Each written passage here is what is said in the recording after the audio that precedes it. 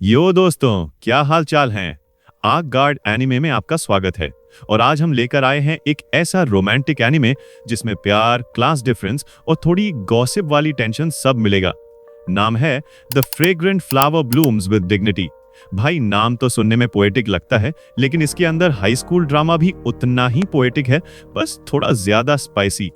तो चलिए एपिसोड 1 की कहानी शुरू करते हैं। कहानी की शुरुआत होती है हमारे मेन कैरेक्टर रेंटारो से। वो स्कूल जा रहा था, लेकिन जैसे ही लोग उसे देखते डर के मारे पीछे हट जाते। उसके चेहरे की वजह से सब उसे डरावना समझते थे। रास्ते में उसने देखा कि उसके कुछ दोस्त कुछ गुंडा टाइप लड़कों से उलझ रहे थे। असल में वो गुंडे जानबूझकर रेंटारो के दोस्तों से टकराए थे ताकि लड़ाई का मजा ले सकें। गुंडों ने पूछा कि तुम्हारे क्लास का डरावना बंदा कहाँ है? उसके दोस्त बोले कि फिक्र मत करो, रेंटारो अभी आता ही होगा। और फिर जैसे ही रेंटारो पहुंचा, गुंडों ने उसकी शक्ल देखी और भाई ऐसे भागे जैसे एग्जाम के दिन सिलेबस देखकर भागते हैं। रेंटारो ने अपने दोस्तों को समझाया कि लड़ाई झगड़ा मत किया करो, लेकिन दोस्त बोले कि सब उसी की वजह से हुआ है क्योंकि उसने पहले किसी को मारा था। रेंटारो बोला कि उसे तो कुछ याद भी नहीं। पिछली रात रेंटारो ने एक कपल को झगड़ते देखा था। लड़की ने लड़के को थप्पड़ मार दिया और चली गई। रेंटारो ने सोचा शायद लड़के को दुख हुआ होगा तो सिंपैथी देने गया, लेकिन जैसे ही लड़के ने उसकी शक्ल देखी, भाई डर के मारे भाग गया। उसके दोस्त बोले ये ऑब्वियस है भाई, रात के टाइम पे अगर तू अचानक किसी के पास जाएगा तो कोई भी डर जाएगा। लड़कियों और लड़कों की दुश्मनी। नैरेटर ने समझाया कि लड़कों का स्कूल और लड़कियों का स्कूल दोनों अलग अलग थे, लेकिन बिल्कुल पास पास। और ट्विस्ट ये था कि दोनों स्कूलों के स्टूडेंट्स एक दूसरे से नफरत करते थे। कहानी में दिखाया गया कि जब रेंटारो और उसके दोस्त स्कूल जा रहे थे, तभी लड़कियों का एक ग्रुप उनके बगल से गुजरा। अचानक एक लड़की का हैंडकरचीफ नीचे गिरा। एक लड़का उठाकर देने गया, लेकिन लड़की बोली अब इस पर तुम्हारा हाथ लग गया है, मैं इसे नहीं लूंगी। भाई इंसल्ट का लेवल 100 में से 110 था। नैरेटर ने कहा कि लड़कियों का स्कूल बहुत रिच और हाई क्लास था, जबकि लड़कों का स्कूल गवर्नमेंट टाइप था, इसलिए लड़कियां लड़कों को बेकार समझती थीं। जब रेंटारो घर लौटा तो उसकी माँ ने उसे लेट आने के लिए डांटा। रेंटारो ने समझाया कि स्कूल दूर था और बारिश भी हो रही थी। असल में रेंटारो का परिवार एक छोटी सी बेकरी चलाता था। कई बार स्टाफ की कमी होने पर उसे भी वहाँ काम करना पड़ता था, लेकिन उसने ये बात अपने दोस्तों को कभी नहीं बताई। उसी दिन दुकान में एक लड़की बैठी थी और उसके सामने प्लेट्स पर ढेर सारा खाना रखा हुआ था। रेंटारो ने सोचा कि इतनी छोटी लड़की इतना खा कैसे रही है। जब उनकी नजरें मिली तो लड़की घबरा गई और उसका केक गले में अटक गया। रेंटारो ने उसे पानी दिया। लड़की भागते भागते वहाँ से निकल गई। रेंटारो को लगा शायद वो उसकी शक्ल से डर गई है। उसकी माँ ने बताया कि उस लड़की का नाम वकाना कागुरी है और वो अक्सर दुकान पर आती रहती है। माँ ने समझाया कि हर इंसान को चेहरे से मत जज किया करो। अगले दिन क्लास में रेंटारो अभी भी कागुरी के बारे में सोच रहा था। दोस्तों ने उसे साथ में लंच खाने बुलाया, लेकिन उसने मना कर दिया। नैरेटर ने कहा कि लोग सोचते थे रेंटारो जानबूझकर दूरी बनाता है क्योंकि वो खुद को अच्छा इंसान नहीं मानता। रात को उसकी माँ ने बताया कि कागुरी उससे मिलना चाहती है। रेंटारो पहले तो शॉक था, लेकिन फिर मिलने चला गया। दोनों दुकान में आमने सामने बैठे। कागुरी ने कहा कि माफ करना, कल मैं अचानक भाग गई थी। वो रेंटारो को ट्रीट देना चाहती थी। दोनों ने साथ में केक खाया। कागुरी ने बताया कि उसे केक बहुत पसंद है और उसने मजाक में कहा कल बारिश हो रही थी तो मैंने सोचा 2-4 केक्स और खा लूं। रेंटारो ने सोचा कि पहली बार कोई लड़की है जो मुझसे डर नहीं रही। कागुरी ने बताया कि वो कई बार दुकान पर आई थी, लेकिन रेंटारो ने कभी नोटिस नहीं किया। और जब रेंटारो ने पूछा फिर भागी क्यों, तो कागुरी शर्माते हुए कही पहली बार कोई लड़का मुझे इतनी देर तक देख रहा था, इसलिए मैं शर्म से भाग गई। रेंटारो को बहुत अजीब लगा। यूजुअली लोग उसे देखकर डरकर भागते थे, लेकिन पहली बार कोई शर्म के मारे भागी थी। रात में जब कागुरी लौट रही थी, तभी 2 लड़के उसे छेड़ने लगे। वो वही गुंडे थे जिन्होंने सुबह रेंटारो के दोस्तों को परेशान किया था। उन्होंने कागुरी से कहा कि तू इतनी क्यूट है, चल हमारे साथ घूमने, और रेंटारो को बदसूरत कहकर इंसल्ट किया। कागुरी ने कहा कि तुम लोग सिर्फ सुनी सुनाई बातों पर जज करते हो, रेंटारो को जानोगे तो समझोगे कि वो कितना अच्छा है। गुंडों में से एक कागुरी पर हाथ उठाने जा रहा था, तभी रेंटारो आ गया। उसने पंच रोका, लेकिन उसका सिर दीवार से टकरा गया और खून निकल आया। कागुरी डर गई और माफी मांगने लगी, लेकिन रेंटारो बोला कि चिंता मत करो, चोट हल्की है। उसने कन्फेस किया कि पहले वो कागुरी पर भरोसा नहीं करता था, लेकिन अब समझ गया कि वो अलग है। दोनों ने एक दूसरे से माफी मांगी और कागुरी ने रेंटारो का जख्म साफ किया। उसने कहा कि मुझे समझ नहीं आता लोग तुमसे क्यों डरते हैं, तुम तो बहुत अच्छे इंसान हो। उस पल रेंटारो ब्लश कर रहा था। उसने सोचा कि पहली बार किसी ने उसे धन्यवाद कहा है। कागुरी ने अभी कहा कि जब वो उसे देख रही थी तो उसका हार्ट भी तेज हो गया था। स्टेशन तक जाते हुए दोनों बातें करते रहे। कागुरी ने जाते जाते कहा कि अगली बार जब मैं दुकान आऊंगी तो हम दोनों फिर से साथ में केक खाएंगे। भाई ये सुनकर रेंटारो का दिल लिटरली धक धक करने लगा। अगले दिन क्लास में रेंटारो लगातार कागुरी के बारे में सोच रहा था। उसने लड़कियों के स्कूल की तरफ देखा जहाँ पर पर्दे लगे हुए थे। अचानक किसी ने पर्दा खोला और वो थी कागुरी। दोनों का फिर से आई कांटेक्ट हुआ और रेंटारो शॉक्ड रह गया। अब उसे पता चला कि कागुरी मिडिल स्कूल की नहीं बल्कि बल्कि लड़कियों के हाई क्लास स्कूल की स्टूडेंट है। और इसी सस्पेंस के साथ एपिसोड 1 खत्म हो गया। ऑनेस्टली इस एनिमे का पहला एपिसोड काफी सेटिस्फाइंग था। कहानी में रोमांस, ऑकवर्ड मोमेंट्स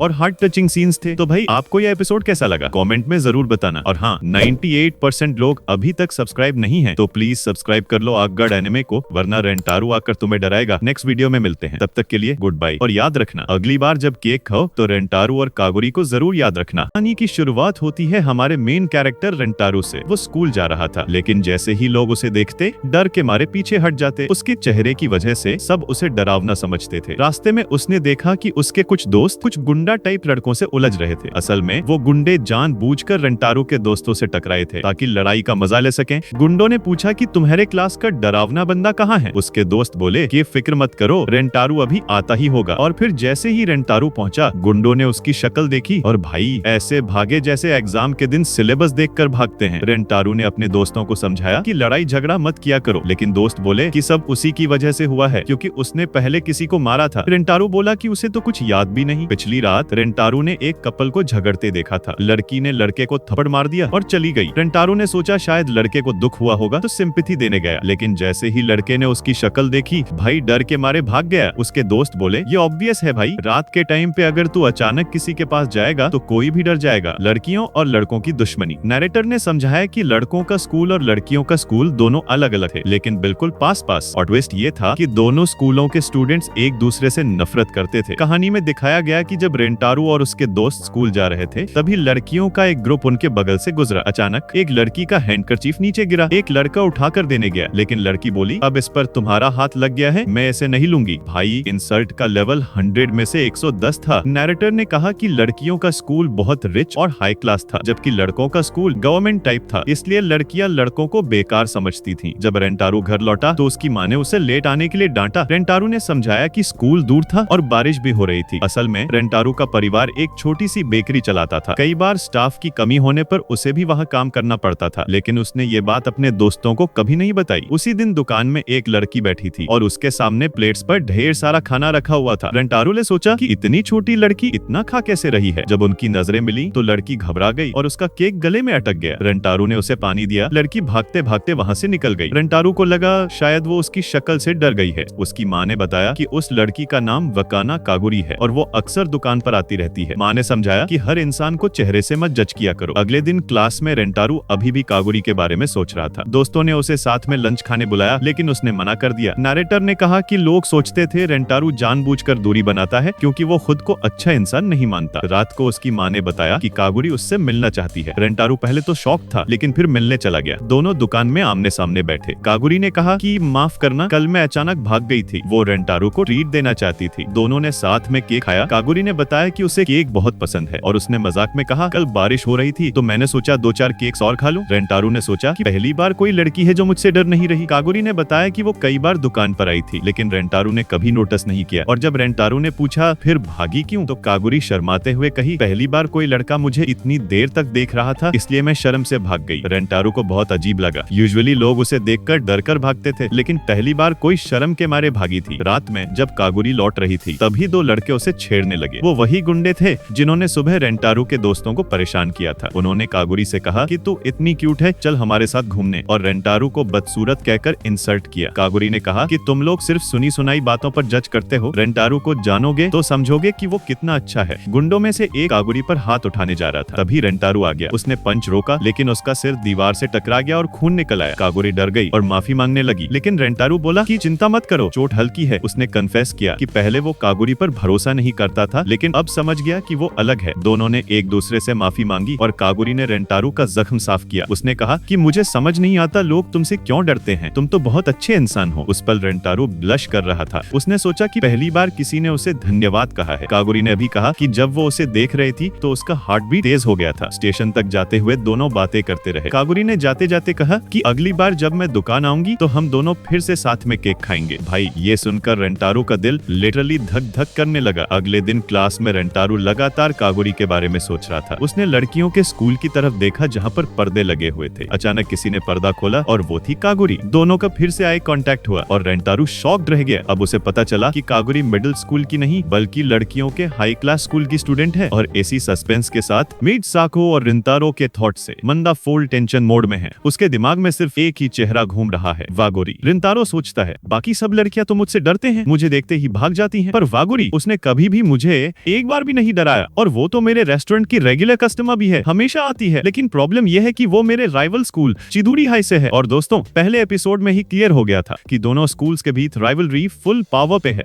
मतलब अगर किसी को पता चल गया कि वागोरी रिंतारो के शॉप आती है तो बवाल पक्का। अगला सीन क्लासरूम का है। रिंतारो के दोस्तों की एंट्री होती है। सब लोग चिदोरी के स्कूल गर्ल्स की बातें कर रहे होते हैं। ओसामा, ग्रुप का गुस्सा मास्टर, फुल गाली मोड में उनपे चिल्ला रहा होता है। लेकिन रिंतारो का दिमाग अलग ही दुनिया में है। वो बस वागोरी के बारे में सोचता रहता है। खुद से बोलता है, अरे मैं कितना बड़ा गधा हूँ, इतना ज्यादा सोच रहा हूँ उसके बारे में। ओसामा तुरंत पकड़ लेता है, ओए क्या हुआ तुझे? जब भी चिदोरी स्कूल का नाम आता है तू अजीब बिहेव करता है, कुछ तो गड़बड़ है। रिंतारो तुरंत डिनाई करता है, नहीं नहीं कुछ भी नहीं। लेकिन उसकी आवाज थोड़ी ज्यादा लाउड हो जाती है और पूरा क्लास उसकी तरफ देखने लगता है। सबको लगता है बंदा सच में कुछ छुपा रहा है। स्कूल के बाद ग्रुप बाहर जाता है। सडनली सब स्टूडेंट्स एक ही डायरेक्शन में देख रहे होते हैं। रिंतारो भी क्यूरियोसिटी में देखता है, और क्या देखता है? गेट के पास खुद वागोरी। वो किसी का वेट कर रही होती है और डायरेक्टली राइवल बॉय स्कूल के सामने खड़ी है। ओसामा तुरंत गुस्सा हो जाता है, तेरी हिम्मत कैसे हुई यहाँ आने की? वो वागोरी पे चिल्लाने लगता है। बेचारी थोड़ा डर जाती है। तभी रिंतारो उसको रोकता है और बोलता है, अरे चिल, लड़कियों से ऐसे बात नहीं करते, सॉफ्टली बोलना चाहिए। ओसामा गिल्टी हो जाता है, माफी मांगता है। पर ड्रामा यही खत्म नहीं होता। चिदोरी स्कूल की और लड़कियां आ जाती हैं। उन्हें लगता है बॉयज वागोरी को तंग कर रहे हैं। वो तुरंत उससे ले जाती हैं और जाते जाते एक लड़की ओसामा को लिटरली धक्का दे देती है।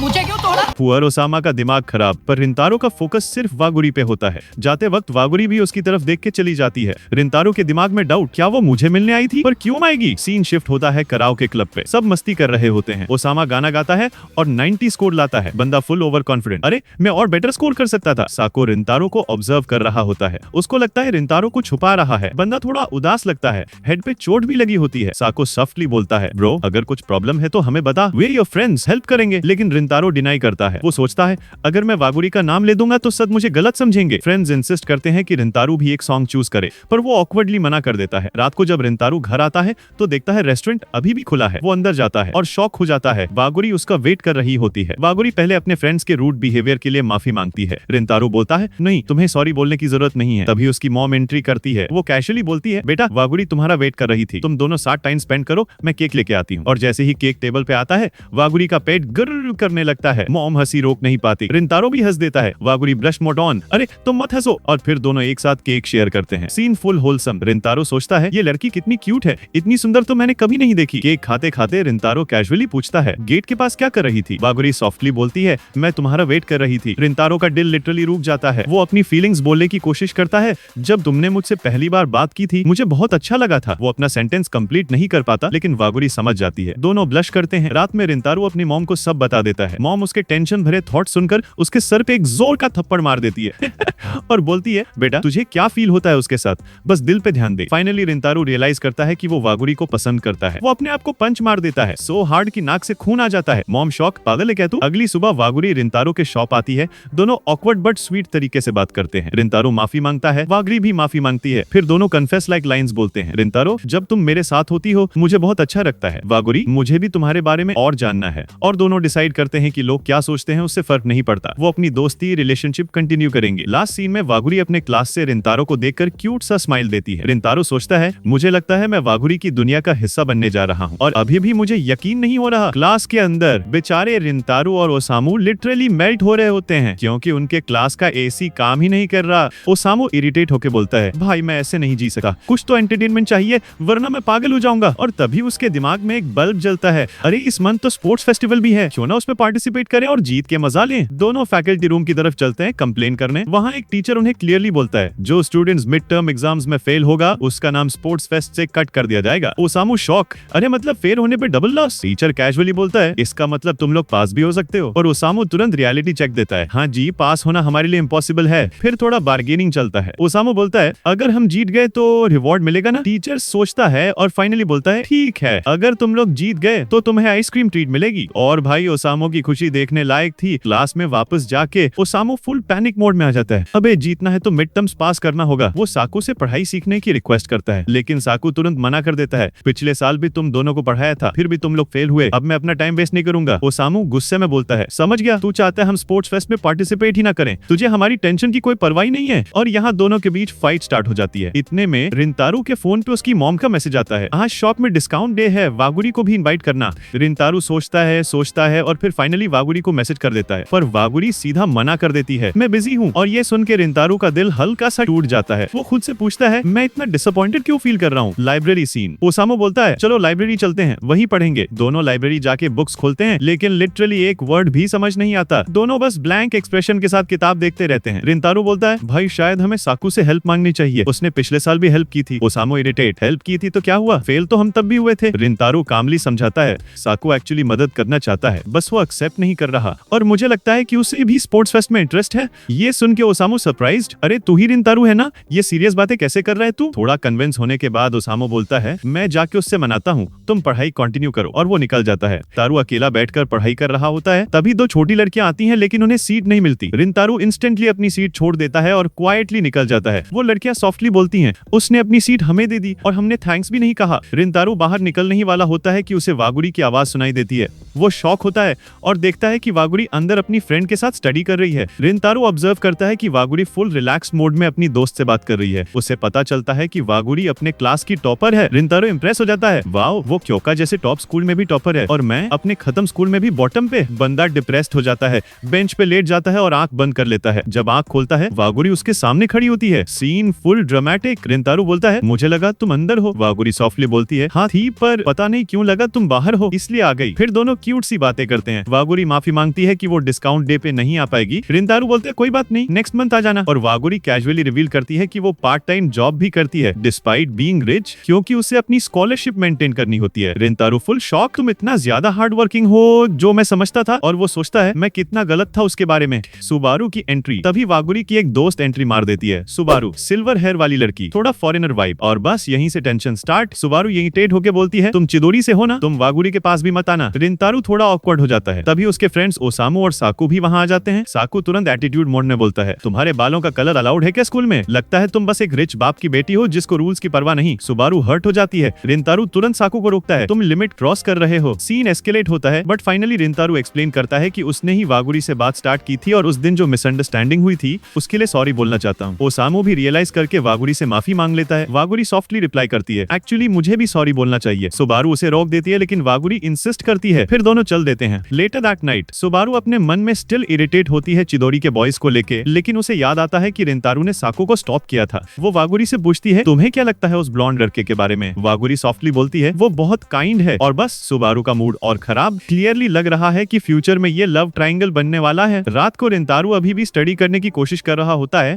लेकिन साकू की एक्सप्लेन की चीजें समझ ही नहीं आती। तभी उसके फोन पे वागुरी का कॉल आता है। दोनों दिन भर के ड्रामा को लेके बात करते हैं। वागुरी बोलती है, आज तुमने जो किया वो बहुत कूल था, थैंक्स फॉर प्रोटेक्टिंग मी। और भाई रिंतारू लिटरली ब्लश टू डेथ, उसको पहली बार किसी ने कूल कहा था। फिर वागुरी ऑकवर्डली बोलती है, शायद मैं तुमसे थोड़ा ज्यादा कैजुअल बात कर रही हूँ, सॉरी, मैं अगले से ध्यान रखूंगी। रिंतारू बोलता है, तुम इतना फॉर्मल क्यों रहते हो मेरे साथ, कैजुअल बात करना बेटर है, मुझे ट्रीट करो जैसे मैं तुम्हारा दोस्त हूँ। वागुरी ब्लश करके अग्री करती है। दोनों फोन कट करते हैं और बाद में दोनों साइड में एम्बैरेसमेंट से रोते होते हैं, मैंने ये क्या बोल दिया। और इसी क्यूट और ऑकवर्ड मोमेंट के साथ सैटरडे मॉर्निंग से आज फाइनली वो दिन आ गया है जिसका इंतजार रिंतारो और वागुरी दोनों कर रहे थे। Study session date. Rintaro train से वागुरी से मिलने जा रहा होता है, लेकिन बंदा लिटरली बंडल ऑफ नर्व्स। उसका दिमाग कहता है, ये सीनरी तो सेम है, यही रास्ते मैंने 1000 बार देखे हैं, पर आज सब कुछ अलग लग रहा है। क्यों? क्या सिर्फ इसीलिए क्योंकि मैं वागुरी से मिलने जा रहा हूँ? स्टेशन से बाहर निकलते ही वो वागुरी को देख लेता है। रिंतारो पोलाइटली बोलता है, सॉरी, तुम्हें वेट तो नहीं करना पड़ा ना? वागुरी स्माइल करके बोलती है, नहीं, मैं तो थोड़ा पहले ही आ गई थी। और रिंतारो के दिमाग में एक ही थॉट चल रहा होता है, क्या वो हमेशा इतनी क्यूट लगती है? दोनों पहले कैफे जाते हैं। वागुरी एक्साइटेडली बोलती है,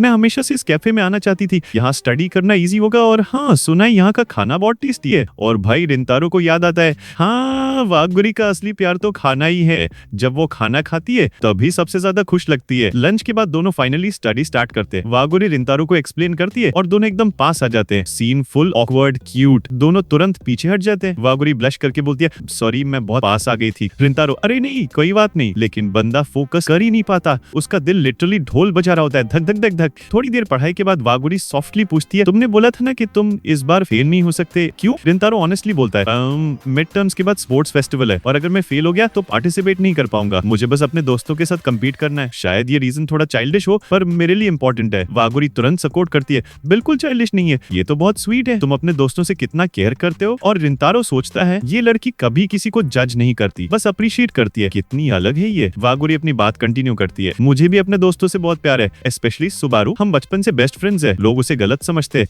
लेकिन वो दिल की बहुत अच्छी है और तुमने उसे जज नहीं किया। उस दिन मुझे बहुत खुशी हुई थी। रिंतारो के दिल में फिर से एक सॉफ्ट स्पॉट बन जाता है। हर बार जो भी बोलती है वो मुझे और ज्यादा पसंद आती है। पढ़ाई खत्म होने के बाद वागुरी अपने बैग से एक नोटबुक निकाल के रिंतारो को देती है। ये मैंने तुम्हारे लिए स्टडी प्लान बनाया है, इससे मिड टर्म्स क्लियर कर पाओगे। रिंतारो शॉक्ड, तुम्हारी अपनी पढ़ाई भी है फिर भी मेरे लिए टाइम निकाल के ये सब किया, thanks a lot. Waguri casually smile करके बोलती है इतनी बड़ी बात नहीं है, बस स्पोर्ट्स फेस्ट एंजॉय करना और मुझे सब डिटेल्स बताना। और जाते वक्त फिर रिपीट करती है प्रॉमिस, सब बताना पड़ेगा। रिंतारो के दिल में एकदम फायरवर्क मोमेंट। वो सोचता है अब तो मैं फेल अफोर्ड ही नहीं कर सकता, अगर फेल हुआ तो वागुरी की मेहनत वेस्ट हो जाएगी। जब रिंतारो ट्रेन लेने जा रहा होता है तभी कोई उसका बैग पकड़ता है। It's Subaru.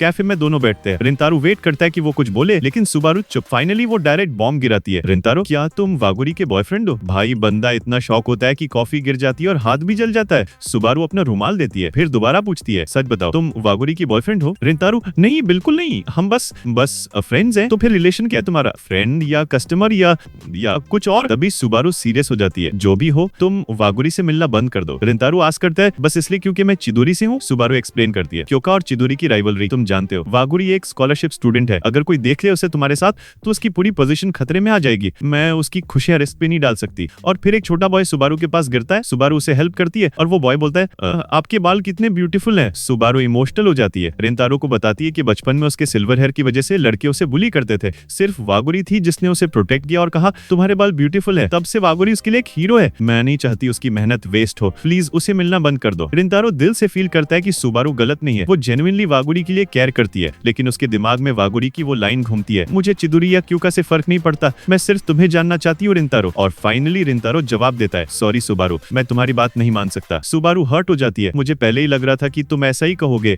और रिंतारो हैवी हार्ट के साथ वहां से निकल जाता है। रिंतारो ट्रेन में इरिटेट होकर पढ़ने की कोशिश करता है लेकिन कॉन्सेंट्रेट नहीं कर पाता। पैसेंजर्स उसे देख के डरते हैं, सोचते हैं बंदा गुस्सा कर रहा है, पर असल में वो सिर्फ गिल्ट और कंफ्यूजन में है। दो लड़कियां जो लाइब्रेरी वाली थी उसे पहचान जाती हैं, बोलती है थैंक्स, आपने उस दिन हमें सीट दी थी। रिंतारो सॉफ्टली रिप्लाई करता है पढ़ाई अच्छी गई? वो बोलती है हाँ आपकी वजह से। और रिंतारो सोचता है वाओ, मैं एक्सपेक्ट नहीं कर रहा था कि वो कभी थैंक्स बोलेंगी, लेकिन वागुरी तो हमेशा हर छोटी चीज पे थैंक्स बोलती है। कितनी अलग है वो। फिर उसके दिल में गिल्ट, कहीं सुबारू सही तो नहीं, कहीं मैं वागुरी के लिए प्रॉब्लम तो नहीं बन रहा। कुछ दिन बाद मिड टर्म्स रिजल्ट्स आते हैं। टीचर प्राउडली अनाउंस करता है रिंतारो और उसामा दोनों पास हो गए। क्लास फुल चीयर करने लगती है। अब दोनों स्पोर्ट्स फेस्टिवल में पार्टिसिपेट करेंगे। साकू को भी क्रेडिट देते हैं पढ़ाई हेल्प करने के लिए और थोड़ा उसका मजाक भी उड़ाते हैं। रिंतारो अपना मार्कशीट देखता है 59 मार्क्स। बंदा लिटरली डांस करने लगता है, यस मुझे वागुरी को बताना है। लेकिन जैसे ही फोन उठाता है उसे सुबारू की बातें याद आती हैं और वो रुक जाता है, मैसेज नहीं भेजता, बस उदास हो जाता है। और एंड सीन में साकू रिंतारो का बैग उठाता है, उसमें एक नोट गिरता है वागुरी का लिखा हुआ, गुड लक रिंतारो। साकू शॉक्ड, ये वागुरी के साथ क्या चल रहा है? और बस क्लासरूम के टेंशन भरे एटमॉस्फेयर से साकू ने अभी अभी रिंतारो की नोटबुक में वागुरी का गुड लक नोट देख लिया था। उसके मन में तुरंत सवाल उठे हैं। वो रिंतारो से डायरेक्टली पूछता है ये वागुरी का लिखा हुआ नोट है ना? तुम हमें कुछ छुपा रहे हो क्या? रिंतारो ऑकवर्ड साइलेंस। बंदा लिटरली कुछ बोलता ही नहीं।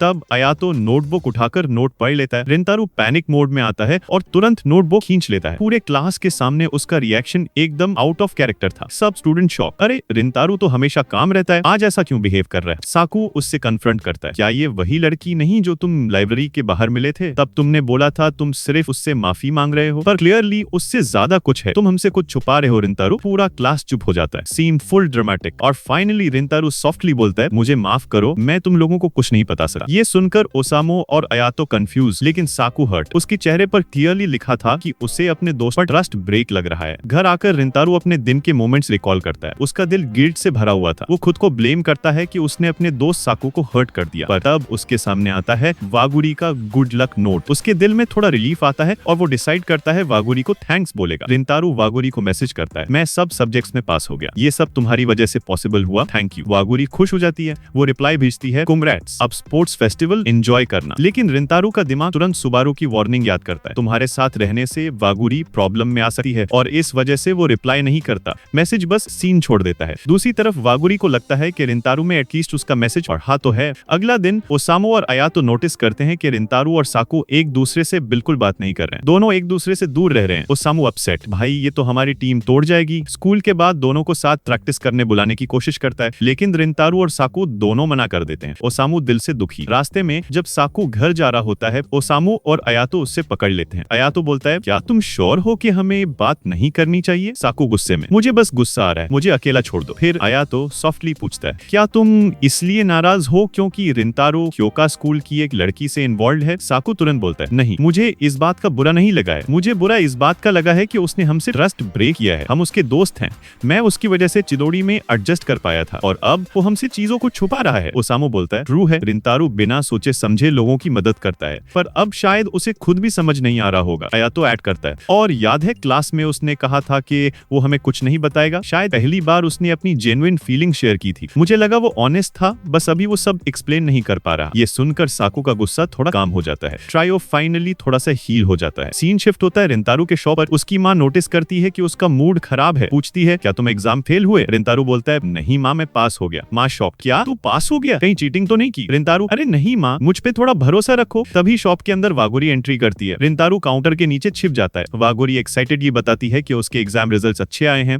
वो सेल्फ रिवॉर्ड के लिए शॉप आई है। माँ कैजुअली रिंतारू को एक्सपोज कर देती है, मेरा बेटा भी इस बार पास हो गया है। रिंतारू ऑकवर्ड। फिर वागुरी अपने दोनों हाथ ऊपर करके बोलती है, हाई फाइव करते हैं ना, तुम पास हो गए हो। रिंतारू कंफ्यूज, ये क्यों? वागुरी इंसिस्ट करती है, तुम्हारी विश पूरी हुई, अब तुम स्पोर्ट्स फेस्ट में पार्टिसिपेट कर सकते हो। हाई फाइव बनता है और फाइनली रिंतारू हाई फाइव कर देता है। वागुरी नोटिस करती है कि वो थोड़ा अपसेट लग रहा है। उसका मूड बेटर करने के लिए वागुरी कैजुअली बोलती है, रिंतारू जब तुम्हें बुरा फील हो तुम्हें बहुत सारा खाना खाना चाहिए, मैं तो ब्रेकफास्ट में भी माउंटेन्स ऑफ फूड खा जाती हूँ। वैसे मुझे अब याद ही नहीं आएगा क्या कहना था। Scene full adorable awkward. Rintaro हंसने लगता है loudly. Waguri blush, mission accomplished, उसने फाइनली रिंतारू को हंसा दिया। वागुरी स्टेशन के लिए निकल जाती है। रिंतारू सोचता है, मैं इतना कंफ्यूज था, पर वागुरी से बात करके सब क्लियर लग रहा है। वो हार्ड वर्किंग है, काइंड है, और जब मैं उसके साथ होता हूँ मुझे बहुत अच्छा लगा है। वो रिकॉल करता है सुबारू की रिक्वेस्ट, वागुरी से मिलना बंद कर दो, और अपने डिसीजन पर टिका रहता है, नहीं मैं उससे मिलना बंद नहीं कर सकता। रात में घर आकर रिंतारू देखता है कि उसकी माँ ने उसके लिए एकदम स्पेशल डिनर बनाया है, सेलिब्रेट करने के लिए कि वो फाइनली पास हो गया। माँ थोड़ी इमोशनल, तुम बचपन से हर चीज में गिव अप कर देते थे, पर इस बार तुमने गिव अप नहीं किया। चाहे मार्क्स ज्यादा अच्छे नहीं है, लेकिन तुमने मेहनत की और रिजल्ट आया, मैं प्राउड फील करती हूँ। रिंतारू सोचता है, माँ हमेशा मुझे समझ लेती है, चाहे मैं कुछ भी छुपाने की कोशिश करूँ। एपिसोड के एंड में वागुरी अपना फोन चेक करती है। उसके पास सुबारू का मैसेज होता है, मुझे तुमसे बात करनी है। वागुरी उससे मिलने जाती है, उस जगह पर जहाँ दोनों बचपन में खेला करती थी। सुबारू सीधा बोलती है, मैं तुमसे रिंतारू के बारे में बात करना चाहती हूँ। वागुरी शॉक। एपिसोड क्लिफ हैंगर पे एंड हो जाता है। 98% लोग अभी तक सब्सक्राइब नहीं है, तो प्लीज सब्सक्राइब कर लो आगगार्ड एनिमे को, वरना रिंतारू आकर तुम्हें डराएगा। नेक्स्ट वीडियो में ये रिंतारू से रिलेटेड है, और भाई जैसे ही रिंतारू का नाम सुनता है वागुरी,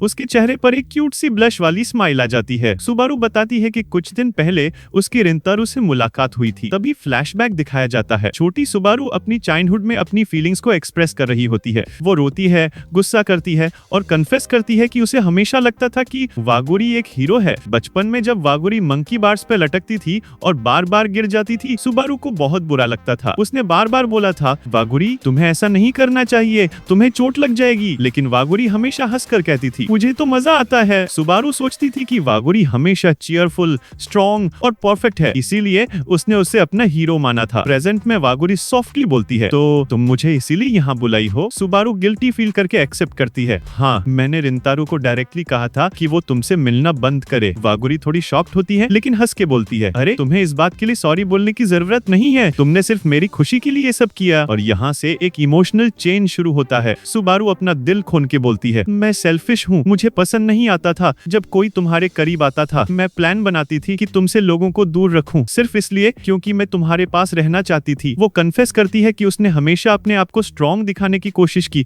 लेकिन अंदर से वो इनसिक्योर और वीक थी। मैं खुद को एक बिगड़ी हुई लड़की समझती हूँ, बस तुम ही हो जो मुझे कभी ब्लेम नहीं करती। और फिर सुबारू रो पड़ती है, रिपीटेडली माफी मांगती है वागुरी से। वागुरी तुरंत उसे पकड़ के बोलती है, तुम्हें इस तरह रोने की जरूरत नहीं है, चलो हम थोड़ा खेलते हैं। और दोनों चाइल्डहुड मेमोरीज रिकॉल करते हैं, मंकी बार्स, गिरना, चोट लगना और सुबारू का उसके लिए रोना। वागुरी बोलती है, तुम बचपन से मेरे लिए हमेशा सपोर्ट रही हो, तुम मुझे अपने लिए बर्डन मत समझो, तुम मेरी सबसे पहली और सबसे स्पेशल दोस्त हो। ये सुनकर सुबारू की आंख फिर से भर जाती है। वो सोचती है बस वागुरी को सपोर्ट करना ही मेरे लिए काफी है, और दोनों फाइनली हग करते हैं। सीन एकदम होलसम। हग के बाद सुबारू डायरेक्टली पूछती है, सच बताओ क्या तुम्हें रिंतारू पसंद है? वागुरी ब्लशिंगली एक्सेप्ट करती है, हाँ मुझे लगता है मैं उसे प्यार करने लगी हूँ। और फिर वो ऐड करती है, मैंने रिंतारू को मना किया था कि वो तुमसे मिले, लेकिन उसने डायरेक्टली मुझे जवाब दिया कि वो ऐसा कभी नहीं कर सकता, मतलब उसके भी मेरे लिए फीलिंग्स हैं। सुबारू अंदर ही अंदर सोचती है कि शायद अब उसे वागुरी पर ट्रस्ट करना ही होगा। सीन शिफ्ट होता है रिंतारू के पास। वो एक मैसेज भेजता है वागुरी को और फिर अपने आप से लड़ता है, मैंने गलत तो नहीं किया, शायद मुझे सुबारू से बात करनी चाहिए। और बस तभी वागुरी का कॉल आता है। रिंतारू नर्वस होकर फोन उठाता है। वागुरी कैजुअली बोलती है, अरे सुबारू मेरे साथ ही है, तुम उससे डायरेक्टली बात कर लो। और रिंतारू शॉक, क्या सुबारू वही है? अगला दिन सुबारू और रिंतारू पार्क में मिलते हैं। सुबारू सीरियस एक्सप्रेशन से पूछती है, क्या बात करनी है? रिंतारू डायरेक्टली बोलता है, मुझे बस ये समझना है कि मैं क्या करूं ताकि तुम मुझे अलाउ करो वागुरी से मिलने के लिए। सुबारू पहले सरकास्टिक स्माइल देती है, अरे मैं क्या वागुरी की गार्डियन हूँ जो तुम परमिशन मांग रहे हो? फिर वो कन्फेस करती है, मैं तुम्हें गलत समझ बैठी थी, तुम्हें स्कैरी समझ लिया था, लेकिन तुम्हारा दिल एक्चुअली बहुत अच्छा है, तुम सिर्फ उसे प्रोटेक्ट करना चाहते हो। और फाइनली वो बोलती है, अगर तुम वागुरी से मिलना चाहते हो तो स्कूल के बाहर करो, तब तुम दोनों जितनी चाहे उतनी बार मिल सकते हो, मुझे कोई प्रॉब्लम नहीं। रिंतारू रिलीव्ड फील करता है। तभी एक छोटा लड़का फुटबॉल खेलते हुए उन दोनों के पास आ जाता है और कैजुअली बोलता है, आप दोनों तो बहुत अच्छे दोस्त लगते हो। सुबारू और रिंतारू शॉक, लेकिन फिर सुबारू सॉफ्टली बोलती है, बच्चा गलत नहीं कह रहा, शायद हमें दोस्त बन जाना चाहिए। और फिर डायरेक्टली बोलती है, तुम मेरे पहले मेल फ्रेंड हो। और भाई रिंतारू लिटरली स्टन्ड, क्या तुम्हारी लाइफ में कभी मेल फ्रेंड नहीं था? सुबारू ब्लश करके बोलती है, हाँ और अब तुम हो। और फाइनली दोनों शेक हैंड्स करते हैं, दोस्ती सील हो जाती है। शुरुआत होती है हमारे एमसी रिंतारो के साथ। बंदा अपने फोन में ग्रुप चैट चेक करता है और शॉक, वहाँ एक भी मैसेज नहीं। उसका दिल टूट जाता है। जब से मैंने अपने दोस्तों साको, ओसामू और आयाटो को ट्रुथ बताने से मना किया है, तब से ग्रुप में डेड साइलेंस है, कोई बात नहीं कर रहा। क्या मैं गलती कर रहा हूँ? रिंतारू का गिल्ट और लोनलीनेस फुल पावर पे है। पर तभी उसके फोन पे एक न्यू नोटिफिकेशन आता है, वागुरी का मैसेज। वागुरी पूछती है कि सुबारू के साथ तुम्हारी मीटिंग कैसी रही? रिंतारू बोलता है, ठीक थी, और सॉरी मैं तुम्हें बताना भूल गया कि मैं उससे एक और बार मिला था। वागुरी ब्लशी स्माइल के साथ रिप्लाई करती है, अरे ये तो अच्छी बात है ना, अब सुबारू को हमारे बारे में पता है। और रिंतारू कंफ्यूज, वो इतनी चिल कैसे है? मैं तो स्ट्रेस में डूब रहा हूँ। अगले दिन स्कूल में ओसामू फुल एक्साइटमेंट मोड में। बंदा लिटरली बोलता है, अरे मुझे लग रहा है रिंतारू के साथ कुछ तो गड़बड़ है। साको और आयाटो कंफ्यूज्ड, क्या बोल रहा है तू? ओसामू तुरंत पॉइंट करता है रिंतारू की तरफ, देखना उसको, वो अजीब बिहेव कर रहा है, ना बैटिंग कर रहा है, ना फील्डिंग, ना पढ़ाई में ध्यान, उसका दिमाग किसी और जगह है, ये मेरा रिंतारू नहीं हो सकता। और भाई सच में बेसबॉल प्रैक्टिस के टाइम रिंतारू एकदम यूजलेस हो जाता है। बॉल उसके मुंह पे लगती है, फील्डिंग मिस होती है, बैटिंग जीरो। टीचर और टीममेट्स दोनों इरिटेट हो जाते हैं। ओसामू इमोशनल होकर बोलता है, मैं जानता हूँ वो पढ़ाई में जीरो है, पर स्पोर्ट्स में कभी इतना यूजलेस नहीं था, उसके साथ कुछ तो गड़बड़ है। ओसामू, साको और आयाटो डिसाइड करते हैं, बस अब हम डिटेक्टिव बनेंगे, रिंतारू की प्रॉब्लम को सॉल्व करना ही होगा। ओसामू इवन बोलता है, साकू तुझे अब सॉरी बोलना ही होगा उससे, और हम तीनों उसका पीछा करेंगे ताकि उसके सीक्रेट का पता चले। और बस scene off talker mode on करके रिंतारू का पीछा करते हैं। बंदा पार्क में जाके किसी का वेट कर रहा होता है। तीनों सोचते हैं इसके तो दोस्त हम ही थे, फिर ये यहाँ किसकी वेट कर रहा है? और तभी एंट्री होती है वागुरी और सुबारू की। तीनों का मुंह खुला का खुला रह जाता है। ओसामू मुशॉक मोड में।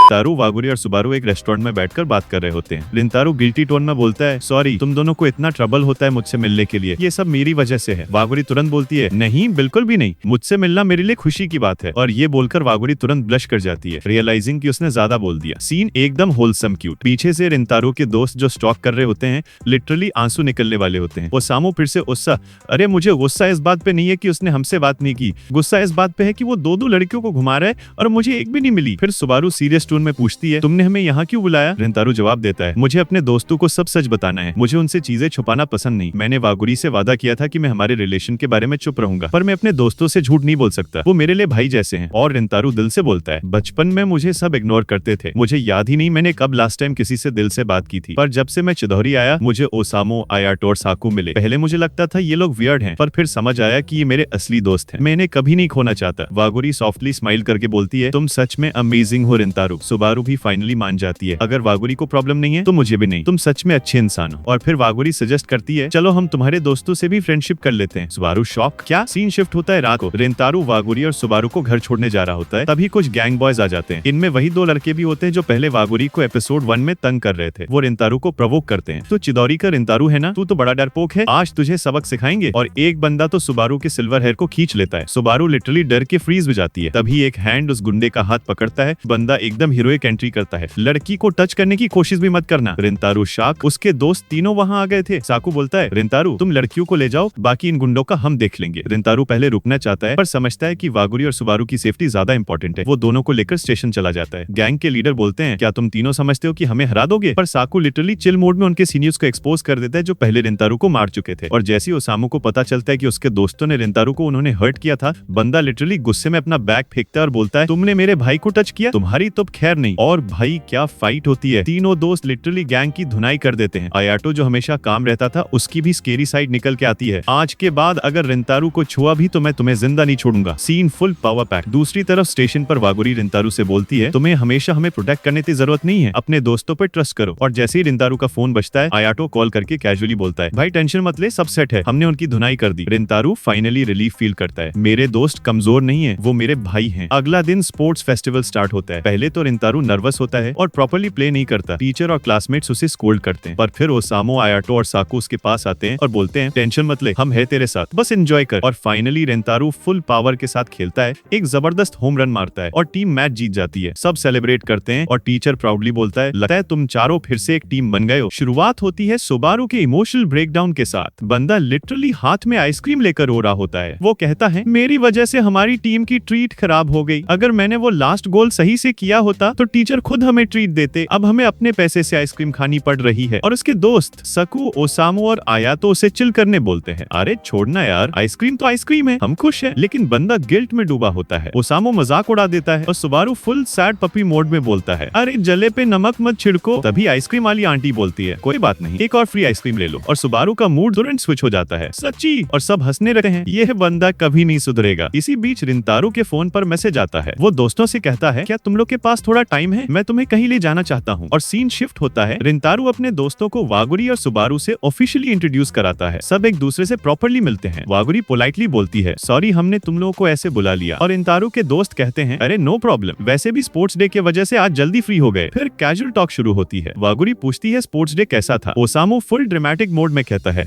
मत पूछो, लास्ट राउंड में आउट हो गए, लेकिन अगली बार जीतेंगे। और बंदा लड़कियों के साथ इतना स्मूथली बात कर रहा होता है कि रिंतारू खुद सोच रहा होता है, भाई ये इतनी इजीली लड़कियों से कैसे मिक्स हो गया, मैं तो अभी तक ब्लश कर रहा हूँ। थोड़ा कैजुअल टॉक के बाद वागुरी और सुबारू दोनों फॉर्मली उन दोस्तों को थैंक यू बोलते हैं। अगर तुम लोग उस दिन हेल्प नहीं करते तो पता नहीं क्या हो जाता। और उन्हें रिटर्न गिफ्ट के तौर पर वागुरी स्नैक्स और खाने की चीजें देती है। ओसामू तो लिटरली रो देते हैं, इतना खाना अभी खा सकता हूँ क्या? फिर सुबारू खड़ी होती है और सीरियस टोन में बोलती है, मैं तुम सबसे सॉरी कहना चाहती हूँ, लाइब्रेरी के सामने जो भी हुआ था, मुझे ऐसे बिहेव नहीं करना चाहिए था। ओसामू कंफ्यूज्ड, लाइब्रेरी कब हुआ था ये? आया तो इरिटेट होके कहता है, अबे गधे, 1 महीना पहले फाइट हुई थी, तुझे याद नहीं? ओसामू कैजुअल, अरे मैं तो भूल गया, ओल्ड थिंग्स मैं याद नहीं रखता। सीन होसम बन जाता है जब सकू भी अपनी गलती एक्सेप्ट करता है, सॉरी सुबारू, मैंने भी रूड बात की थी। और सुबारू शॉक्ड होती है कि ये लोग इतने अच्छे कैसे हैं। और फिर सब मिलके आयातो और सुबारू को टीज करते हैं, क्योंकि वो दोनों एकदम अच्छे से बात कर रहे होते हैं। फिर सुबारू एक पैकेट निकालती है और दोस्तों को देती है। अंदर फैंसी स्वीट्स निकलते हैं जो मार्केट में इजीली नहीं मिलते। सब शॉक्ड, अरे ये तो प्रीमियम चीज है। और रिंतारू कैजुअली बोलता है, मेरी मॉम को स्वीट्स का क्रेज है, इसलिए मुझे आइडिया है। ओसामू एक स्वीट उठाता है और डायरेक्टली सुबारू को ऑफर करता है। पहले वो हेजिटेट करती है, लेकिन फाइनली ले लेती है और थैंक्स बोलती है। सब लोग एक साथ एंजॉय करते हैं, एक होलसम फ्रेंडशिप मोमेंट। बाद में सब घर जा रहे होते हैं। रिंतारू के दोस्त बात करते हैं, सोचा भी नहीं था कि हम ओपोनेंट स्कूल की लड़कियों से ऐसे इजीली बात करेंगे। ओसामू फिर सुबारू से पूछता है, अरे तुमने स्वीट्स कहाँ से लिए, मुझे भी चाहिए। सब उसे टीज करते हैं और बंदा बोलता है, अगली बार जब हम फेस्टिवल जीतेंगे तो टीचर से इसी स्वीट्स की डिमांड करूंगा। दूसरी तरफ रिंतारू वागुरी को थैंक यू बोलता है, तुमने मेरी बहुत हेल्प की, तुम जो भी चाहोगी मैं तुम्हें लाके दूंगा। वागुरी सॉफ्टली स्माइल करके कहती है, मुझे सिर्फ तुम्हारे साथ टाइम स्पेंड करना है, जस्ट यू एंड मी। और भाई रिंतारू फुल नर्वस, डेट, ये सच में डेट है क्या? अगला सीन, रिंतारू ट्रेन में बैठा टेंशन ले रहा होता है,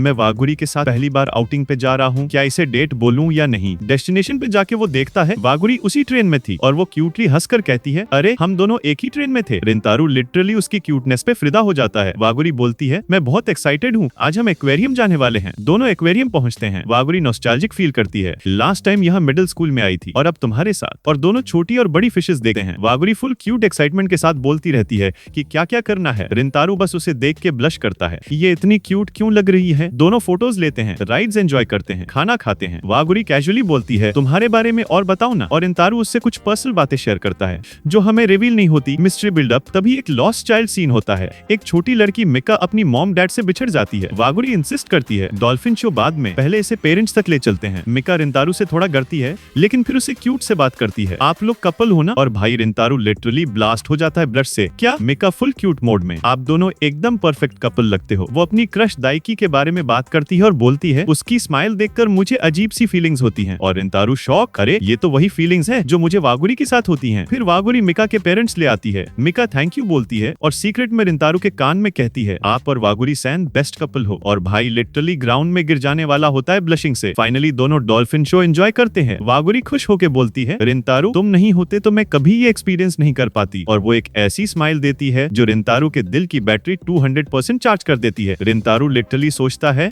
ये लड़की हर सेकंड और ज्यादा क्यूट होती जा रही है। और इस होलसम रोमांटिक नोट पर एपिसोड खत्म हो जाता है। शुरुआत होती है एक रेनी डे से। सब स्टूडेंट स्कूल के लिए जा रहे होते हैं, लेकिन सबके चेहरे ऐसे होते हैं जैसे किसी भूत को देख लिया हो। क्लासरूम में साको, आयातो और ओसामो बैठ के कंप्लेन कर रहे होते हैं। ओसामो बोलता है, ये रेनी सीजन कब खत्म होगा? सॉक्स भीग गए, यूनिफॉर्म गीली हो गई, मुझे ये सीजन बिल्कुल पसंद नहीं।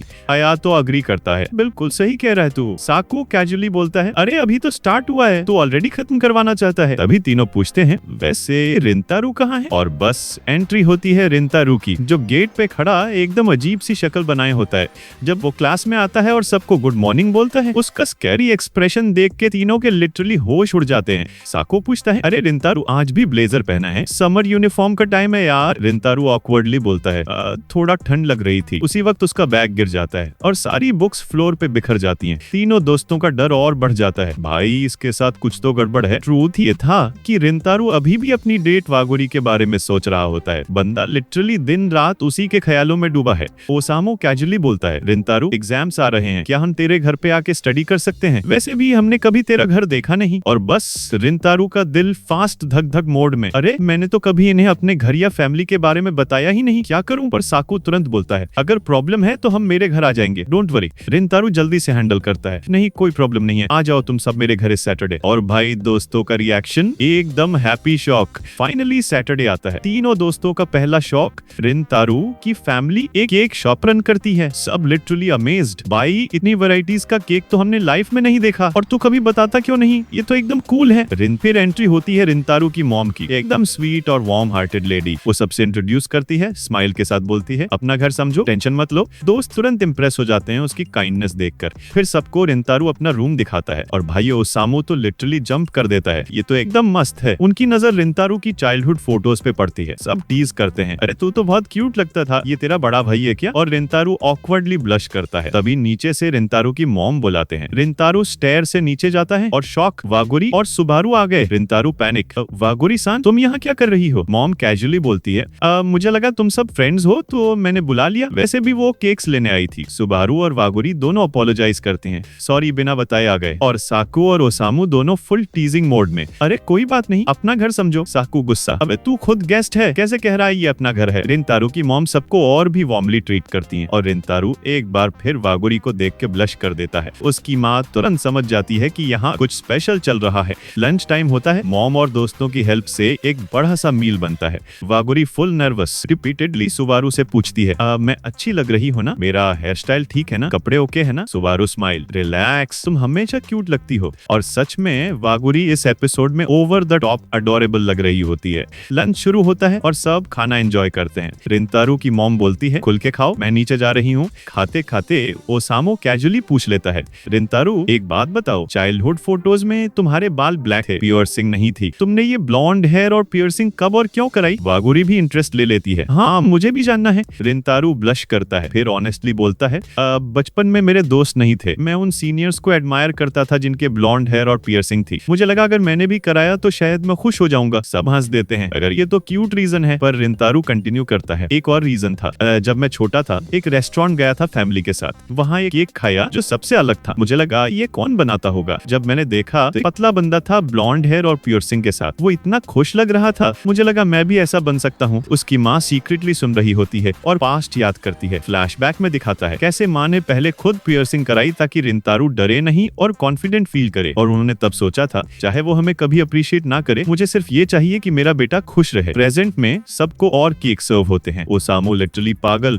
ये सब हमारे लिए। मॉम बोलती है हाँ जितना चाहो खाओ। सब फुल एंजॉय करते हैं। वागुरी भी खुश होकर बार बार थैंक्स बोलती है। एंड में रिंतान प्राइवेटली अपनी माँ से कहता है थैंक यू, आपने मेरे लिए और मेरे दोस्तों के लिए इतना सब किया। और माँ सॉफ्टली बोलती है मेरी खुशी तुम्हारी खुशी में है। और इस इमोशनल होलसम नोट पे एपिसोड एंड हो जाता है। स्टोरी की शुरुआत होती है एक कैजुअल और लाइट हार्टेड वाइब के साथ। हम देखते हैं आयातो, ओसामू, साकू, रिंतारो और दो लड़कियां सुबारू और वागुरी एक कैफे के अंदर बैठे हुए। यहाँ पर सब अपनी अपनी ऑर्डर्स डिसाइड कर रहे होते हैं। ओसामू जो हमेशा खाने के मामले में ओवर एक्साइटेड होता है, टेबल पर प्राउडली डिक्लेयर करता है आज तो मैं बहुत सारी चीजें खाने वाला हूँ, जो भी मेन्यू में मिलेगा सब ट्राई करूंगा। आयातो और साकू उसे थोड़ा रोस्ट कर देते हैं, सच में तू इतना खाएगा तेरा पेट फट जाएगा भाई। पर ओसामू फुल कॉन्फिडेंस के साथ कहता है अरे ऑफ कोर्स मैं सब मैनेज कर लूंगा, तुम लोग देखना। फिर वो लड़कियों से कैजुअली पूछता है सुबारू, वागुरी तुम लोग क्या ऑर्डर करने वाली हो? सुबारू कामली रिप्लाई करती है मुझे लगता है मैं एक सिंपल सैंडविच लूंगी। Waguri on the other hand full indecisive mode में होती है। मेन्यू देखते देखते कंफ्यूज, क्या खाऊं क्या ना खाऊं। उसके एक्सप्रेशंस देख के लगता है जैसे वो कोई एग्जाम सॉल्व कर रही हो इंस्टेड ऑफ फूड चूजिंग। वो फाइनली रिंतारो से पूछती है तुम क्या खाने वाले हो? रिंतारो थोड़ा कैजुअली बोलता है चलो हम दोनों एक साथ डिसाइड करते हैं। दोनों एक ही चार्ट देखते हैं और ऑप्शन स्कैन करते हैं। सडनली वागुरी की आंखों में चमक आती है और वो एक्साइटेडली बोलती है क्यों ना हम इसका सीजनल पास्ता ट्राई करें, मुझे तो काफी टेम्पटिंग लग रहा है। रिंतारो अग्री करता है और सब डिसाइड कर लेते हैं कि फाइनल ऑर्डर पास्ता होगा। ओसामू फिर से अपना ड्रामेटिक एनर्जी लेवल बूस्ट करता है, परफेक्ट, पहले जम के खाएंगे और फिर जम के पढ़ाई करेंगे। और इस तरह खाना ऑर्डर होता है और सीन स्मूथली ट्रांजिशन करता है स्टडी सेशन की तरफ। खाना खत्म होने के बाद सब अपने अपने बुक्स निकालते हैं। ग्रुप का मूड अब थोड़ा सीरियस होता है, एग्जाम्स नजदीक हैं तो सबको पढ़ाई पे ध्यान देना है। सुबारू कैजुअली पॉइंट करती है अरे देखो ओसामू को। सबकी नजर शिफ्ट होती है ओसामू पर और भाई बंदा लिटरली अपनी कोर्स बुक के ऊपर सो रहा होता है। साकू इरिटेट होके उसे हिलाता है अबे गधे, पढ़ाई करने आए थे या नींद पूरी करने? पर ओसामू की नींद तो टोटल हल्क लेवल की होती है, बंदा उठने का नाम ही नहीं लेता। तभी वागुरी एक क्यूट और स्मार्ट आइडिया निकालती है। वो ओसामू के पास जाती है और सॉफ्टली बोलती है ओसामू तुम्हें पता है ना इस कैफे के स्वीट्स बहुत पॉपुलर हैं, क्यों ना हम एक छोटा सा टारगेट सेट करें, अगर हमने अच्छे से स्टडी कर ली तो हम अपने आप को स्वीट से रिवॉर्ड करेंगे। और भाई स्वीट्स का नाम सुनते ही ओसामू की नींद गायब, बंदा एकदम एनर्जेटिक बच्चा बन जाता है। यस परफेक्ट, अब तो मैं डबल स्पीड से पढ़ाई करूंगा। आयातो और साकू एक दूसरे को देख के हंस देते हैं, ये तो लिटरली एलिमेंट्री स्कूल के बच्चे जैसा बिहेव कर रहा है। और वागुरी फुल माँ वाली मोड में आ गई है और बस सब अपने अपने टॉपिक्स फोकस करके स्टडी स्टार्ट कर देते हैं। थोड़ी देर पढ़ने के बाद वागुरी रिंतारो की तरफ कंसर्न दिखाती है। वो बोलती है रिंतारो अगर तुम्हें कोई प्रॉब्लम आए तो डायरेक्टली मुझसे पूछना, मैं तुम्हें समझा दूंगी। रिंतारो पोलाइटली कहता है थैंक्स, पर पहले मैं खुद ट्राई करना चाहता हूँ। साकू कैजुअली एक्सपोज कर देता है वैसे तुम लोगों को पता है रिंतारो तो लंच ब्रेक में भी एक्स्ट्रा स्टडी करता है आजकल, बंदा सीरियस हो गया है एग्जाम्स के लिए। वागुरी और सुबारू दोनों शॉक, सच में? रिंतारो ऑकवर्डली रिएक्ट करता है अरे ये सब बताने की क्या जरूरत थी। फिर ग्रुप वापस फोकस हो जाता है और स्टडी कंटिन्यू होती है। स्टडी चल रही होती है और सब अपने अपने क्वेश्चंस में बिजी होते हैं। तभी ओसामू का क्लासिक ड्रामा मोड ऑन हो जाता है। बंदा एकदम साइंटिस्ट बन के कहता है देखो भाई अगर एक बॉल को छोड़ो तो वो नीचे गिरती है और उसके पीछे का साइंस ये होता है। और वो लिटरली एक पेन उठाता है और उसे फ्लोर पे गिरा देता है जैसे न्यूटन के लॉज प्रूव कर रहा हो। सुबारू फेस पाम करती है, ये पढ़ाई कर रहा है या स्कूल का मैजिक शो दिखाने आया है? साकू सार्कास्टिक टोन में बोलता है ओसामू एग्जाम में आंसर शीट पे पेन गिरा के ग्रेविटी एक्सप्लेन करेगा क्या? सबके चेहरे पर हंसी ही हंसी। ओसामू के अटेम्प्ट्स एंटरटेनिंग ज्यादा और प्रोडक्टिव कम निकलते हैं। अब बारी आती है टफ मैथ प्रॉब्लम की। सब कंफ्यूज होते हैं, फॉर्मूला याद है पर सोल्यूशन नहीं आ रहा। साकू काम मोड में बोर्ड पे लिखता है और बोलता है देखो अगर हम इसको फैक्टराइज करते हैं तो ये सोल्यूशन इजीली आ जाएगा। और लिटरली कुछ सेकंड्स में आंसर निकाल देता है। आया तो इम्प्रेस्ड, भाई तू तो एकदम जीनियस निकला। ओसामू जेलस, करे यार तू इतना फास्ट सॉल्व कैसे करता है, थोड़ा तो मुझे भी सिखा दे। साकू उसे रोस्ट करता है, तुझे तो कैलकुलेटर उल्टा करके भी कंफ्यूजन होता है, तुझे मैं क्या ही सिखाऊं। ग्रुप एकदम एंटरटेन हो जाता है और टेंशन थोड़ा हल्का हो जाता है। सीन शिफ्ट होता है नेक्स्ट डे के एग्जाम्स और रिजल्ट्स के साथ। सबने अपना टेस्ट दे दिया है और अब क्लासरूम में रिजल्ट्स डिक्लेयर होते हैं। ओसामू खुशी से उछल जाता है, फाइनली मैं सब सब्जेक्ट्स में पास हो गया। उसका रिएक्शन देखकर लगता है जैसे किसी ने उससे लॉटरी लगने की न्यूज दे दी हो। मतलब बंदा सच में रिलीफ में था, अब मुझे समर ब्रेक में एक्स्ट्रा क्लासेस अटेंड नहीं करनी पड़ेंगी। आया तो तुरंत रिंटारो की तरफ देखता है, अरे वाह तू भी पास हो गया, ये तो बढ़िया बात है। रिंटारो शांति से स्माइल करता है लेकिन उसके अंदर भी एक सुकून था। और तभी कॉमेडी सीन होता है। दो क्लासमेट्स रिंटारो के पैर पकड़ के लिटरली रो पड़ते हैं, भाई तूने हमें धोखा दिया, तूने कसम खाई थी हम सब एक साथ स्ट्रगल करेंगे, फिर तू हमें पीछे क्यों छोड़ गया। क्लासरूम एकदम कॉमेडी ड्रामा बन जाता है और सबको लगता है कि शायद सक्कू की वजह से रिंटारो पास हुआ है। उन दो क्लासमेट्स ने सक्कू को देखकर बोला, यार तू कितना अच्छा टीचर है, अब से तू हमें भी पढ़ा। सक्कू के चेहरे का रंग उड़ जाता है, घंटा मैं टीचर विचर नहीं बनने वाला। पुअर बंदा फंस गया अननेसेसरी रेपुटेशन में। तभी टीचर क्लास में आता है और सबको सेटल करने बोलता है। वो कैजुअली एक चिल्ड सा क्वेश्चन पूछता है, तो बताओ समर ब्रेक के प्लान्स क्या हैं तुम्हारे? क्लासरूम में अलग ही एनर्जी आ जाती है। कोई बोलता है मैं बीच पे जाने वाला हूँ, कोई बोलता है मैं नानी के घर जाऊंगा, किसी का प्लान पिकनिक का होता है। टीचर सॉफ्टली स्माइल करके बोलता है देखो ये तुम्हारी स्टूडेंट लाइफ है, इसे पूरा एंजॉय करो, क्योंकि आज से 3-4 साल बाद जब तुम बड़े हो जाओगे और स्टूडेंट लाइफ खत्म हो जाएगी तब तुम्हारे पास बस ये यादें रहेंगी। क्लास थोड़ा इमोशनल फील करती है, लेकिन तभी एक बंदा रैंडम क्वेश्चन फेंक देता है, सर होमवर्क का क्या आप हमें समर ब्रेक में कोई होमवर्क नहीं देने वाले? टीचर स्मर्क करता है, होमवर्क तो जरूरी है, तुम सब अपने प्लान्स एंजॉय करो पर होमवर्क करना मत भूलना। और अगला सीन, रिंटारो की क्लास के स्टूडेंट्स एक प्लान बनाते हैं। सब मिलकर डिसाइड करते हैं कि चलो ब्रेक में मस्ती करते हैं। सजेशंस घूमते रहते हैं, किसी को बॉलिंग पसंद आता है, किसी को कुछ और। फाइनली सब डिसाइड करते हैं बॉलिंग चलते हैं और प्लान लॉक हो जाता है। सीन कट होता है, सब बॉलिंग एली की तरफ जा रहे होते हैं, रोड पर मस्ती करते करते चल रहे होते हैं। तभी एक बंदा बोलता है अरे देखो वो लड़कियां क्योका स्कूल की लग रही हैं। सब तुरंत लड़कियों की तरफ देखने लगते हैं। ओसामो तो सीधा चिल्लाने लगता है पर आयातो और सक्कू तुरंत उसका मुंह दबा देते हैं, अबे चुप रहे, अगर तूने उनका नाम ले लिया ना तो बवाल हो जाएगा। ओसामो को फोर्सिबली चुप करा दिया जाता है और ग्रुप अपने रास्ते चलता रहता है। लेकिन रिंटारो अभी भी उन लड़कियों की तरफ नजर डाल रहा होता है। उसके दोस्तों को लगता है अरे चलना, इतना मत सोच, और वो भी फाइनली ग्रुप के साथ चल पड़ता है। तभी ओसामो एक बॉम्ब क्वेश्चन फेंक देता है, रिंटारो तू और वॉगिरी क्या तुम दोनों डेटिंग कर रहे हो? रिंटारो शॉक, क्या ये टॉपिक कहाँ से आ गया? ओसामो इनोसेंट से बोलता है बस मुझे ऐसा लग रहा था। रिंटारो तुरंत डिनाई करता है, नहीं ऐसा कुछ नहीं है। सक्कू और आया को पीछे से फेस पाम करते हैं, ये ओसामो पागल हो गया है क्या? ओसामो और पंगा लेता है, अरे तेरी शक्ल से लग रहा है तो डेफिनेटली उससे प्यार करता है। रिंटारो का दिमाग शॉर्ट सर्किट हो जाता है, वो सोचता है ये सब लोग इतनी इजीली कैसे समझ लेते हैं मेरे फीलिंग्स। और जब ओसामा और ओवर एक्साइटेड होकर बोलता है टेंशन मत ले, अगर तुझे हेल्प चाहिए तो मेरे पास बड़े सॉलिड आइडियाज हैं। तभी उसके पिछवाड़े पे 2 जोर की लात पड़ती है। ग्रुप उसे खींच के ले जाता है, चुप कर, तेरे आइडियाज में तो पहले ही ब्रेकअप हो जाएगा। बॉलिंग एली में ग्रुप 2 टीम्स में डिवाइड हो जाता है। रूल सिंपल होता है, जो टीम हारेगी उन्हें जीतने वाले को लंच खिलाना पड़ेगा। मैच स्टार्ट होता है, ओसामो की टीम मस्त परफॉर्मेंस करती है और लीड ले लेती है। रिंटारो की टीम पीछे रह जाती है। प्रॉब्लम ये थी कि रिंटारो प्रॉपर्ली खेल ही नहीं पा रहा था, उसका माइंड ओसामो के वर्ड्स में उलझा हुआ था। क्या वॉग्यूरी ने भी गेस कर लिया होगा कि मैं उससे पसंद करता हूँ? वो सोच सोच के फ्रस्ट्रेट हो जाता है और मिड गेम बोलता है मैं थोड़ा ड्रिंक लेने जा रहा हूँ। वहां से एक मस्त इमोशनल सीन स्टार्ट होता है। रिंटारो एक कॉर्नर में ड्रिंक लेकर क्वाइटली सोच रहा होता है कि पता नहीं है फ्यूचर में क्या होगा। तभी आयातो आता है और उसके साथ ड्रिंक लेने लगता है। आयातो कैजुअली बोलता है रिंटारो टेंशन मत ले, अगर तू उससे प्यार करता है या डेटिंग कर रहा है इसमें कोई बुरी बात नहीं है। रिंटारो कंफ्यूज्ड एक्सप्रेशन के साथ पूछता है लेकिन ये डेट होता क्या है, मैंने तो कभी किया ही नहीं। आयातो भी फूल सैवेज इनोसेंट टोन में बोलता है मुझे भी नहीं पता। रिंटारो का रिएक्शन प्राइसलेस होता है, क्या मुझे लगा तू तो एक्सपर्ट होगा। आयातो फिर एक सीरियस एडवाइस देता है, अपने क्लास में किसी से मत पूछना, सब बावले हैं, गर्लफ्रेंड तो किसी की है नहीं, ऊपर से तुझे ही उल्टे सवाल पूछने लग जाएंगे। रिंटारो मान जाता है और दोनों एक छोटी सी दोस्ती वाली बॉन्डिंग मोमेंट शेयर करते हैं। फिर रिंटारो और आयातो वापस टीम के साथ बॉलिंग करने आते हैं। आयातो मोटिवेट करता है, चल थोड़ा मजा करते हैं। ओसामो के रोते हुए चेहरे को देखते हैं, दोनों मिलके मस्त खेलते हैं और टीम का मूड अपलिफ्ट हो जाता है। सीन शिफ्ट होता है, गेम के बाद रिंटारो घर पहुंचता है। उसका दिमाग अभी भी उसी टेंशन में होता है, लेकिन तब उसके फोन पर आयातो का मैसेज आता है बॉलिंग गेम के मोमेंट्स के बारे में, जैसे ओसामो हार के रो रहा था। और तभी एक और मैसेज आता है, इस बार सुबारू का। मैसेज में लिखा होता है सॉरी तुम्हें ऐसे मैसेज कर रही हूँ, पर तुम्हें पता है 22 तारीख को वॉग्यूरी का बर्थडे है, उसने तुम्हें कभी नहीं बताया होगा, इसलिए मैंने सोचा तुम्हें इन्फॉर्म कर दूं। रिंटारो के चेहरे पे एक अलग ही खुशी आ जाती है, मतलब एकदम इनर हैप्पीनेस। अब उसके पास वॉग्यूरी के बर्थडे का स्पेशल सीक्रेट इन्फो था। और इसी खुशी के साथ एपिसोड यहीं खत्म होता है।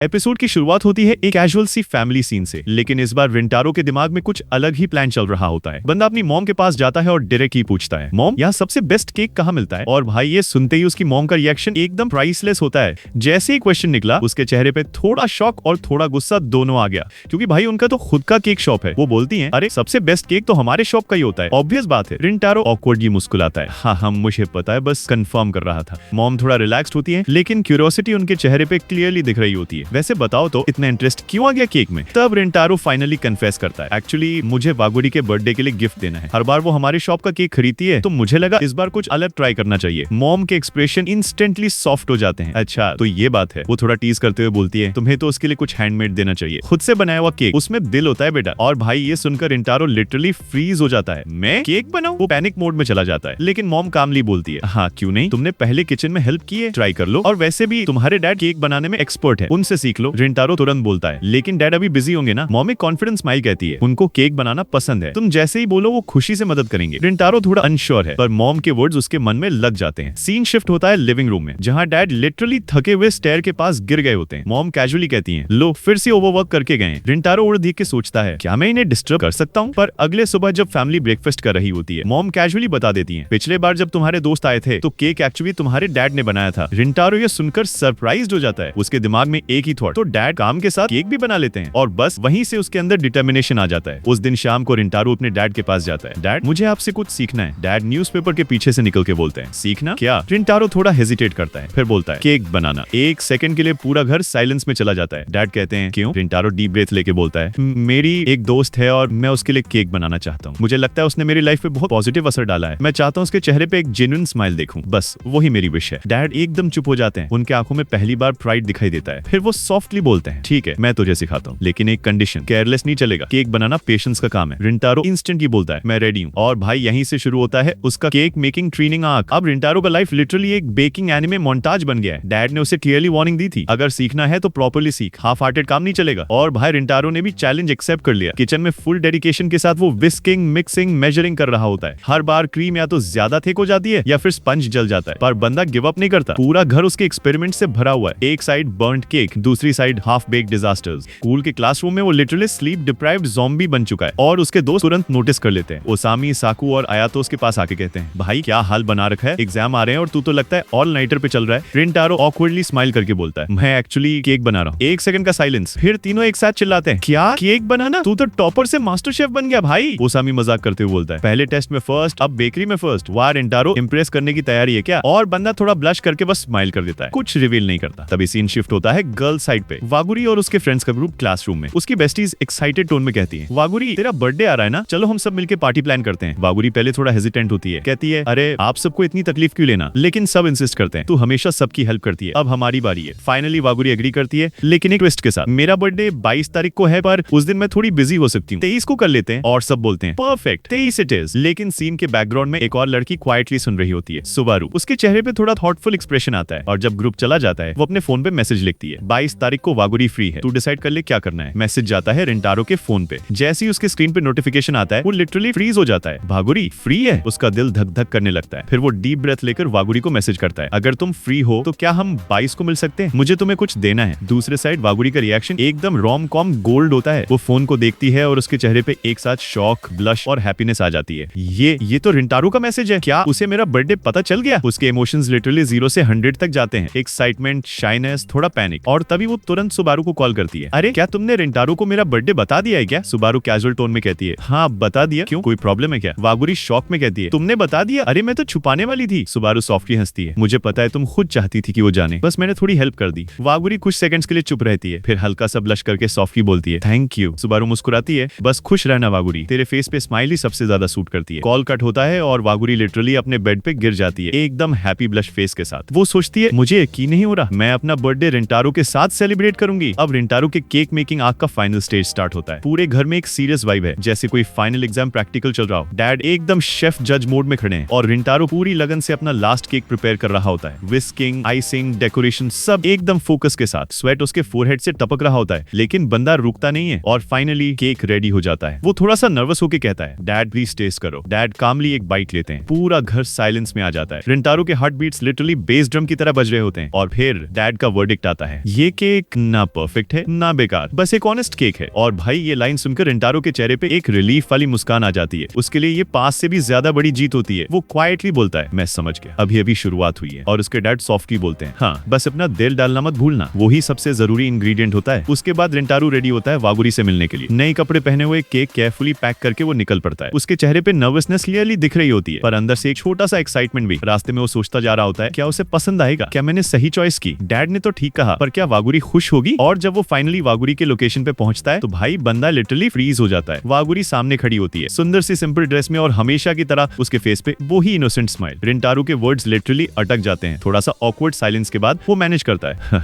Happy birthday वागुरी। वागुरी ब्लश करके कहती है, थैंक यू रिंटारो। उसके टोन में एक वार्मथ होती है जो रिंटारो के बिल्कुल डायरेक्टली टच कर जाता है। फिर वो स्लोली गिफ्ट पैक उसके हाथ में देता है, ये तुम्हारे लिए है। वागुरी क्यूरियस होकर पूछती है, क्या है इसमें? रिंटारो जल्दी से बोलता है, अभी मत खोलना, घर जाके देखना। वागुरी सॉफ्टली स्माइल करके कहती है, ठीक है, पर मैं थोड़ा सा देख तो सकती हूँ ना। और वो दोनों पार्क की तरफ चल पड़ते हैं, वही जगह जहाँ वागुरी बचपन में सुबारू के साथ खेलती थी। वागुरी नॉस्टैल्जिक टोन में बोलती है, मैं यहाँ बचपन में अक्सर आती थी, ये मेरी फेवरेट जगह थी, मुझे लगा तुम्हें भी दिखाना चाहिए। वो बेंच पे बैठती है और धीरे से गिफ्ट रैप खोलती है। जैसे ही केक का बॉक्स ओपन होता है उसके आंखों में लिटिल स्पार्कल आ जाता है। ये इतना ब्यूटीफुल केक कहाँ की बेकरी का है? रिंटारो थोड़ा ऑकवर्डली स्क्रैच करता है। एक्चुअली बेकरी का नहीं है, मैंने खुद बनाया है। और भाई ये सुनकर Waguri literally shock plus blush combo face बनाती है। तुमने खुद बनाया? रिंटारो थोड़ा एम्बैरेस्ड टोन में बोलता है, हाँ मुझे लगा तुम्हें हमारे शॉप का केक हमेशा मिलता है, तो इस बार मैं चाहता था कुछ अलग हो, कुछ स्पेशल। शायद परफेक्ट नहीं है पर मैंने पूरी मेहनत से बनाया है। वागुरी उसकी आंखों में देखती है और उसके फेस पे एक जेन्युइन स्माइल आती है, वही स्माइल जिसके लिए रिंटारो ने ये सब किया था। वो सॉफ्टली कहती है, थैंक यू, ये सबसे स्पेशल गिफ्ट है जो मुझे मिला है। रिंटारो के दिल में एकदम सुकून आ जाता है। वो क्वाइटली सोचता है, बस इसी मुस्कान के लिए तो सब कुछ किया था। वागुरी कुछ सॉफ्टली कहती है, मैं केक घर जाके खाऊंगी।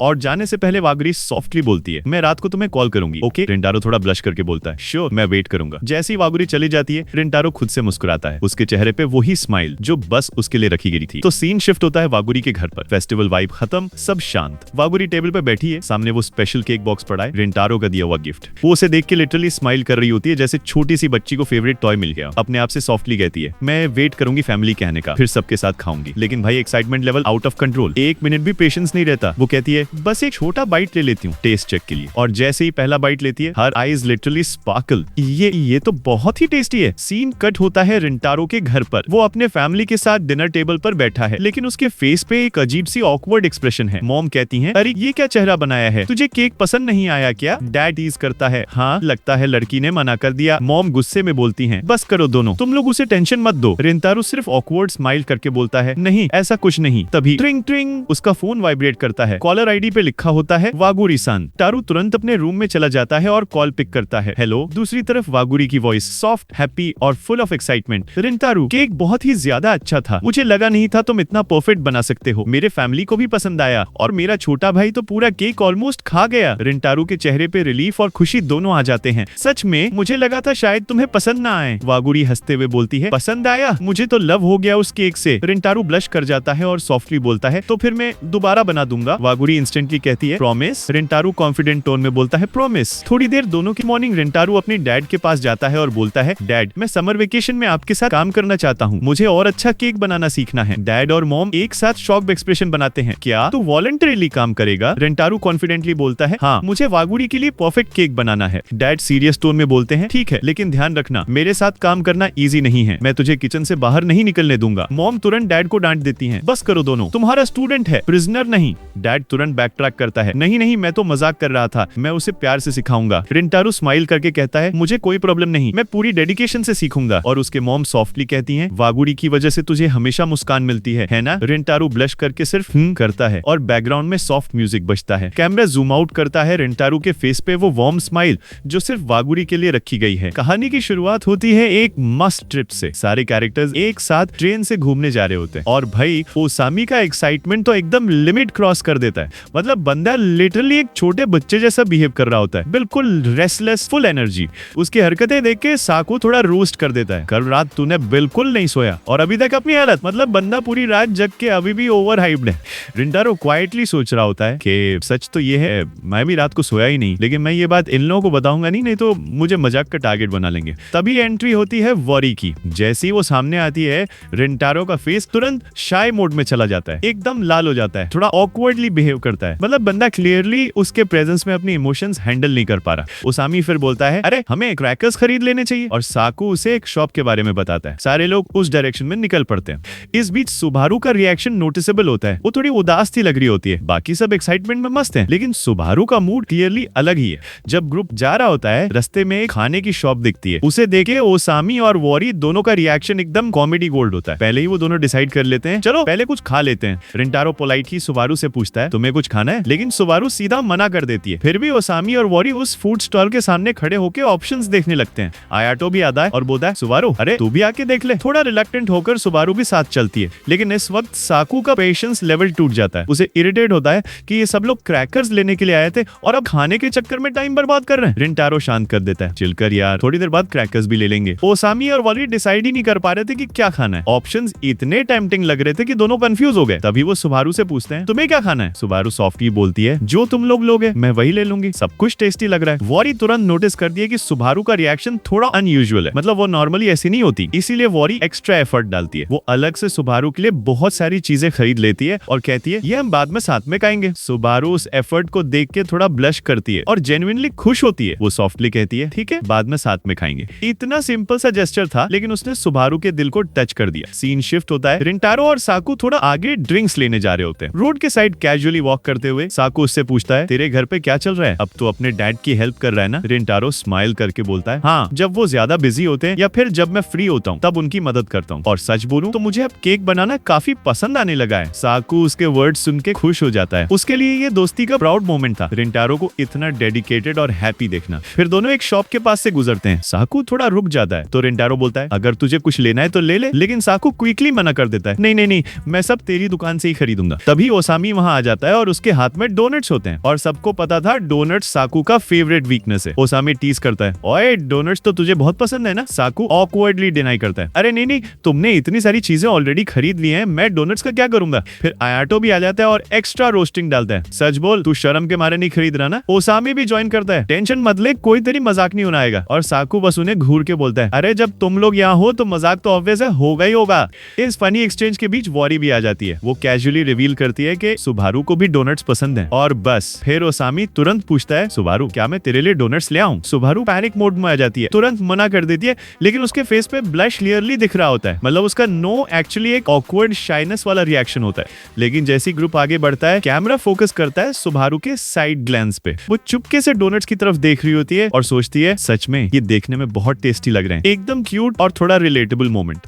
थोड़ा आगे ग्रुप बीच पर पहुंचता है, इधर ओसामी तुरंत एक्साइटमेंट में पानी में कूद जाता है। बाकी सब हंस पड़ते हैं, कल तक भूख से मर रहा था अभी पानी में फुल एनर्जी के साथ। उसको देख के रिंटारो भी पानी में चला जाता है, फिर वॉरी भी ज्वाइन करती है। धीरे धीरे सब पानी में मस्ती करने लगते हैं, एकदम फन फिल्ड समर वाइब। लेकिन एक बंदा साइड से ऑब्जर्व कर रहा होता है सुबारू। वो पानी में नहीं आती, बस उन्हें दूर से देख रही होती है, और उनकी खुशी देख के वो खुद थोड़ा इमोशनल हो जाती है। उसके दिल में मिक्स्ड फीलिंग्स चल रही होती है। और फाइनली यहाँ पे रिवील होता है कि सुबारू क्यों उदास थी। वो सोच रही होती है जब मैं इन्हें इतना खुश देखती हूँ तो मुझे अच्छा लगता है, लेकिन साथ ही डर भी होता है कि अगर मैं अपनी फीलिंग्स बोलूंगी तो कहीं इनका मूड खराब ना हो जाए। मैं बस यहाँ जबरदस्ती आई हूँ ताकि इन्हें बुरा ना लगे। वो अपनी ही सोचों में उलझी रहती है और थोड़ा और उदास लगने लगती है।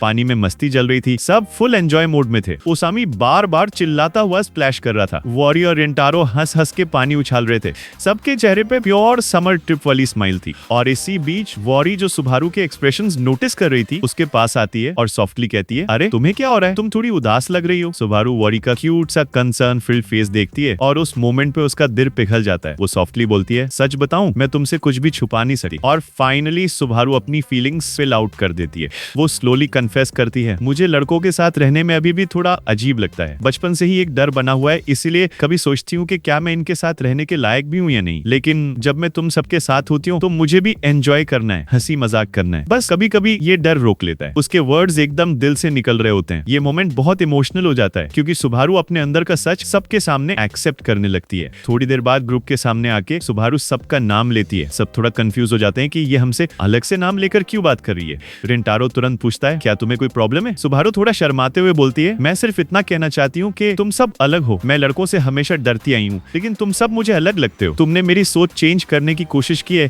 फिर भी मेरे अंदर अभी भी थोड़ा डर बचा है, लेकिन मैं चाहती हूँ कि मैं भी तुम सबके साथ रहकर एंजॉय करूँ। ये सुनकर ओसामी तुरंत सीरियस मोड में आ जाता है और कहता है अगर मैंने तेरे साथ कभी कुछ गलत किया तो मुझे माफ कर दे। सुबारू शेक करती है नहीं तुम्हारी बात नहीं है, ये मेरी पुरानी फीलिंग्स है। साकू तुरंत सपोर्ट करता है तेरा डर होना नॉर्मल है, लेकिन सच तो ये है कि हम पहले ही तुझे अपना दोस्त मानते हैं। ओसामी भी बोलता है बिल्कुल हम सब तुझे दोस्त मानते हैं। आयाटो कामली ऐड करता है और अपने दिल की बात हमसे शेयर करने के लिए थैंक यू। रिंटारो थोड़ा अपने स्टाइल में रोस्ट करता है तू कहती थी मैं अजीब हूँ, पर सच तो ये है तू मुझसे भी ज्यादा अजीब है। और वो हंस पड़ता है। फिर सॉफ्टली बोलता है अब समझ में आया कि तू अक्सर अकेली चलती थी। ग्रुप का ये सपोर्टिव रिएक्शन सुबारू के दिल को टच कर जाता है। उसकी आंखों में आंसू आ जाते हैं, लेकिन इस बार वो हैप्पीनेस वाले आंसू होते हैं। वो रोती हुई कहती है मैं बिल्कुल ठीक हूँ, मुझे अच्छा लग रहा है। और फिर सब उसका हाथ पकड़ के उसे उठाते हैं। ग्रुप के चेहरे पे एकदम प्योर फ्रेंडशिप वाली वाइब होती है। सनसेट के समय सब एक साथ बैठे होते हैं, एकदम गोल्डन ग्लो में दोस्ती का सीन। सनसेट के बाद सब डिसाइड करते हैं कि अब फन को नेक्स्ट लेवल पे ले जाना है, और भाई फायरवर्क्स से बेटर क्या हो सकता है। ओसामी फुल एक्साइटमेंट मोड में बोलता है चलो अब क्रैकर्स जलाते हैं। और फिर पूरा ग्रुप एकदम एनर्जी के साथ रेडी हो जाता है। सब मस्त तरीके से क्रैकर्स जला रहे होते हैं। लाइट और आवाज से पूरा बीच एरिया फेस्टिवल जैसा लगने लगता है। लेकिन इसी बीच सुबारू को फिर से थोड़ी भूख लगने लगती है। वो क्वाइटली अपने पेट को पकड़ती है और तभी साकू एक सरप्राइज करता है। वो एक पैकेट निकालता है और बोलता है मुझे पता था तुम्हें भूख लगेगी, ये लो। सुबारू वो पैकेट खोलती है और एंड गेस व्हाट, अंदर डोनट्स होते हैं। उसके फेस पे पे तुरंत खुशी आ जाती है। थोड़ा ब्लश करते हुए सॉफ्टली बोलती है थैंक यू, और वो डोनट्स का एक बाइट लेती ही सोचती है मैं भी इन लोगों की तरह खुद से प्यार करना सीख जाऊंगी, और इन लोगों से भी। ये एक स्मॉल बट पावरफुल मोमेंट था। पहले जो लड़की अपने इमोशंस छुपाती थी, अब वो ओपन अप हो रही थी और उसको दोस्तों की सपोर्ट भी मिल रही थी। ग्रुप उसे बुलाता है, अरे सुबारू तू भी आ जा और क्रैकर्स जला, और इस बार सुबारू बिना हेजिटेशन के ज्वाइन करती है। वो क्रैकलिंग फुलझड़ी पकड़ के मस्त स्माइल कर रही होती है। उसकी खुशी देख के वॉरी भी अंदर से रिलीफ फील करती है। वो सॉफ्टली सोचती है फाइनली सुबारू अपनी असली मुस्कान दिखाने लगी है। लेकिन प्रॉब्लम ये होती है कि क्रैकर्स बहुत जल्दी खत्म हो जाते हैं। ओसामी इंस्टेंटली गुस्सा मोड़ने, अरे यार और क्रैकर्स लाना चाहिए था। वो साको को खींच के शॉप की तरफ ले जाता है। सुबारू भी कहती है कि मुझे भी और जलाने हैं। ओसामी और भी खुश हो जाता है और बोलता है परफेक्ट, चलो फिर हम सब शॉपिंग चलते हैं। सब लोग निकल जाते हैं लेकिन रिंटारो और वॉरी वहीं रुक जाते हैं। अब दोनों के बीच थोड़ा शांत मोमेंट बनता है। वॉरी सॉफ्टली रिंटारो को थैंक्स बोलती है, थैंक यू, मुझे पता है तुम भी सुबारू का बहुत ध्यान रखते हो।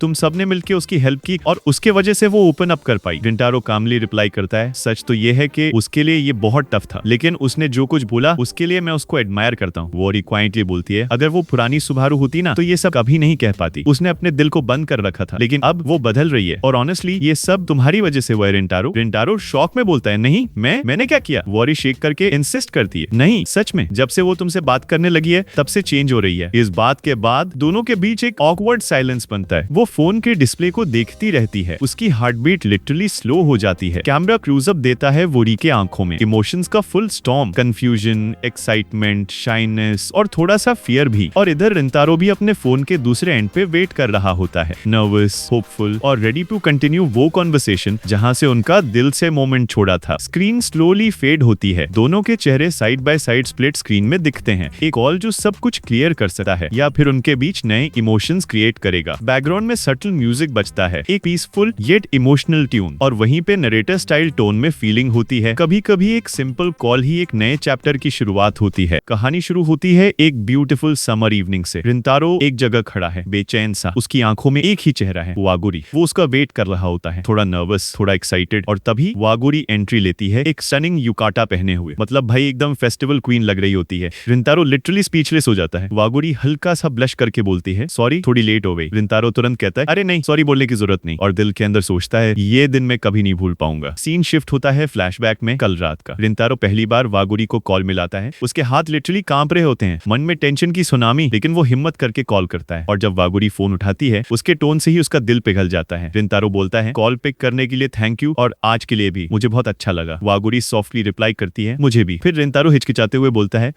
फुलझड़ी के टाइम मैंने जो बोला था उसके लिए सॉरी, क्या हम मिलकर उस बारे में बात कर सकते हैं? और भाई वागुरी का रिप्लाई एकदम दिल जीतने वाला, ठीक है क्यों ना हम समर फेस्टिवल में मिलते हैं। वापस प्रेजेंट में दोनों ऑकवर्डली खड़े होते हैं। रिंटारो उसका नाम लेता है, वागुरी उसका। दोनों के बीच सिर्फ ब्लश और साइलेंस, लेकिन एटमॉस्फेयर एकदम स्वीट। थोड़ा टाइम बाद वागुरी सजेस्ट करती है, क्यों ना कुछ खा लेते हैं, और दोनों एक स्टॉल पर रुकते हैं जहां वागुरी एप्पल कैंडी एंजॉय कर रही होती है। उसके क्यूट बाइट्स देख के रिंटारो के दिल में सिर्फ एक ही थॉट होता है, मैं कुछ बोल क्यों नहीं पा रहा। तभी वो कैजुअली बोलता है, वागुरी सान तुम्हारे गाल पे कुछ लगा हुआ है। वागुरी बच्चों की तरफ अपना फेस पहुंचने लगती है और उसकी इनोसेंस देख के रिंटारो जोर से हंस पड़ता है। वागुरी इमीडिएटली पाउड बनाती है, तुम्हें इस तरह हंसना नहीं चाहिए, ये बैड मैनर्स है, और दोनों हंस पड़ते हैं। ये मोमेंट एकदम नेचुरल और होलसम लगता है। फिर दोनों डिसाइड करते हैं चलो फेस्टिवल प्रॉपर्ली एंजॉय करते हैं, और फिर क्या फुल मस्ती मोड ऑन। दोनों स्टॉल्स एक्सप्लोर करते हैं, मिनी गेम्स खेलते हैं, स्नैक्स ट्राई करते हैं। एक सीन तो लिटरल रोम-कॉम परफेक्शन होता है। वागुरी एक प्राइज जीत लेती है और रिंटारो उसके लिए चीयर करता है। कुछ देर बाद वागुरी थोड़ा सा एग्जॉस्टेड फील करती है। वो कहती है, सच बोलूं तो मैंने थोड़ा ज्यादा ही खा लिया। रिंटारो कंसर्न दिखाता है, थोड़ा रेस्ट कर लेते हैं, पैर में दर्द तो नहीं? वागुरी सॉफ्टली कहती है, नहीं नहीं सब ठीक है। और उसी मोमेंट पे दोनों थोड़ा पास आ जाते हैं। डिस्टेंस लिटरली सिर्फ एक हार्ट बीट का। एकदम सॉफ्ट बैकग्राउंड म्यूजिक बजता है, दोनों के बीच साइलेंस, बस ब्लश और हार्ट बीट। रिंटारो के मन में तुरंत एक थॉट आता है, ये परफेक्ट टाइम है, अब बोलना ही होगा। और फिर वो डीप ब्रेथ लेकर बोलता है, वागुरी सान। वागुरी स्लोली उसकी तरफ देखती है और रिंटारो फाइनली कह देता है, मैं तुमसे प्यार करता हूँ। एक पल के लिए हवा रुक जाती है, सीन स्लो मोशन में शिफ्ट होता है। रिंटारो अपना दिल खोल देता है, जब मैंने पहली बार तुम्हारी स्माइल देखी थी ना, मुझे लगा ये दुनिया की सबसे परफेक्ट स्माइल है। मैं तुम्हें कभी कुछ कह नहीं पाया क्योंकि स्कूल के इश्यूज बीच में आ जाते थे, लेकिन क्रैकर्स के वक्त मुझे समझ आया हम दोनों के बीच कुछ तो है, और मैं ग्रीडी हूँ क्योंकि मैं चाहता हूँ कि तुम हमेशा मेरे साथ रहो। मुझे माफ करना अगर मैंने ज्यादा बोल दिया, पर मैंने सिर्फ अपनी दिल की बात कही है। वागुरी उसकी बात सुनकर एकदम चुप हो जाती है, आंखों में इमोशंस भर जाते हैं। सीन यहाँ पे कट होता है। सीन शुरू होता है रिंटारो के कन्फेशन के बाद के साइलेंस से। फेस्टिवल के ब्राइट लाइट्स के बीच आवाज सिर्फ पटाखों की है और उन दोनों के दिल की धड़कन। रिंटारो ने सब कुछ कह दिया, अब उसका दिल लिटरली रुक गया है। वो सोच रहा होता है अब क्या करेगी वागुरी, क्या वो हाँ कहेगी, क्या मैंने लिमिट क्रॉस कर गया? और तभी वागुरी वागुरी अपनी आंखों से सीधा उसकी तरफ देखती है। उसका फेस सॉफ्ट है लेकिन उसके लिप्स से कुछ नहीं निकलता, सिर्फ एक हल्की सी मुस्कान। रिंतारो का दिल और तेज धड़कने लगता है। थोड़ी देर के लिए हवा भी स्टैटिक लगती है।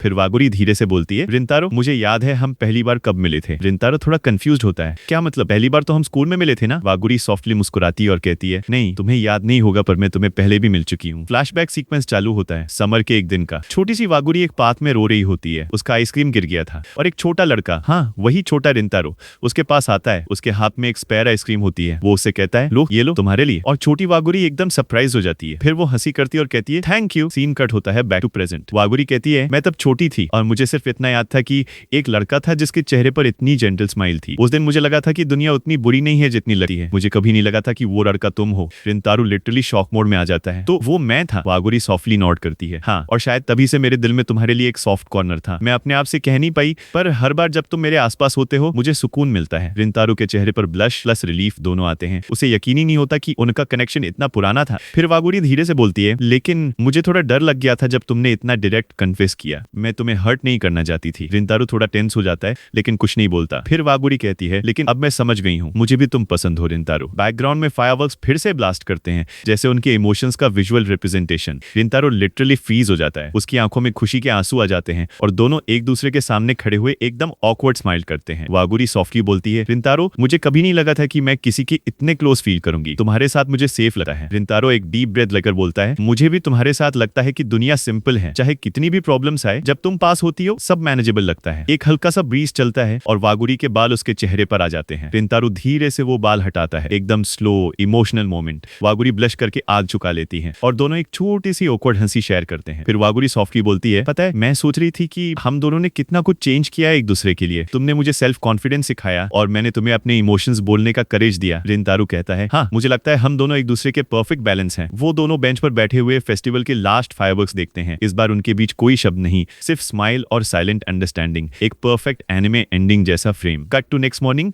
रिंतारो अपनी डायरी लिख रहा होता है। उसके वर्ड्स सिंपल लेकिन हार्टफेल्ट होते हैं। आज मैंने फाइनली अपने दिल की बात कह दी। वागुरी ने भी मुझे अपने दिल की बात बताई। शायद यही प्यार वही है जो बिना जबरदस्ती के, बिना दिखावे के बस खुद से हो जाता है। फिर वो पेन रखता है और विंडो से बाहर देखता है एक हल्की सी स्माइल के साथ। बैकग्राउंड में वागुरी की वॉइस ओवर आती है, रिंतारो अगर हम दोनों इतने फर्क होने के बाद भी एक दूसरे को समझ पाए तो शायद यही प्यार का असली मतलब है। और स्क्रीन धीरे धीरे फेड होती है। लास्ट फ्रेम में रिंतारो और वागुरी एक साथ वॉकिंग सीन, सनशाइन के बीच, एक नए चैप्टर के बिगनिंग के साथ।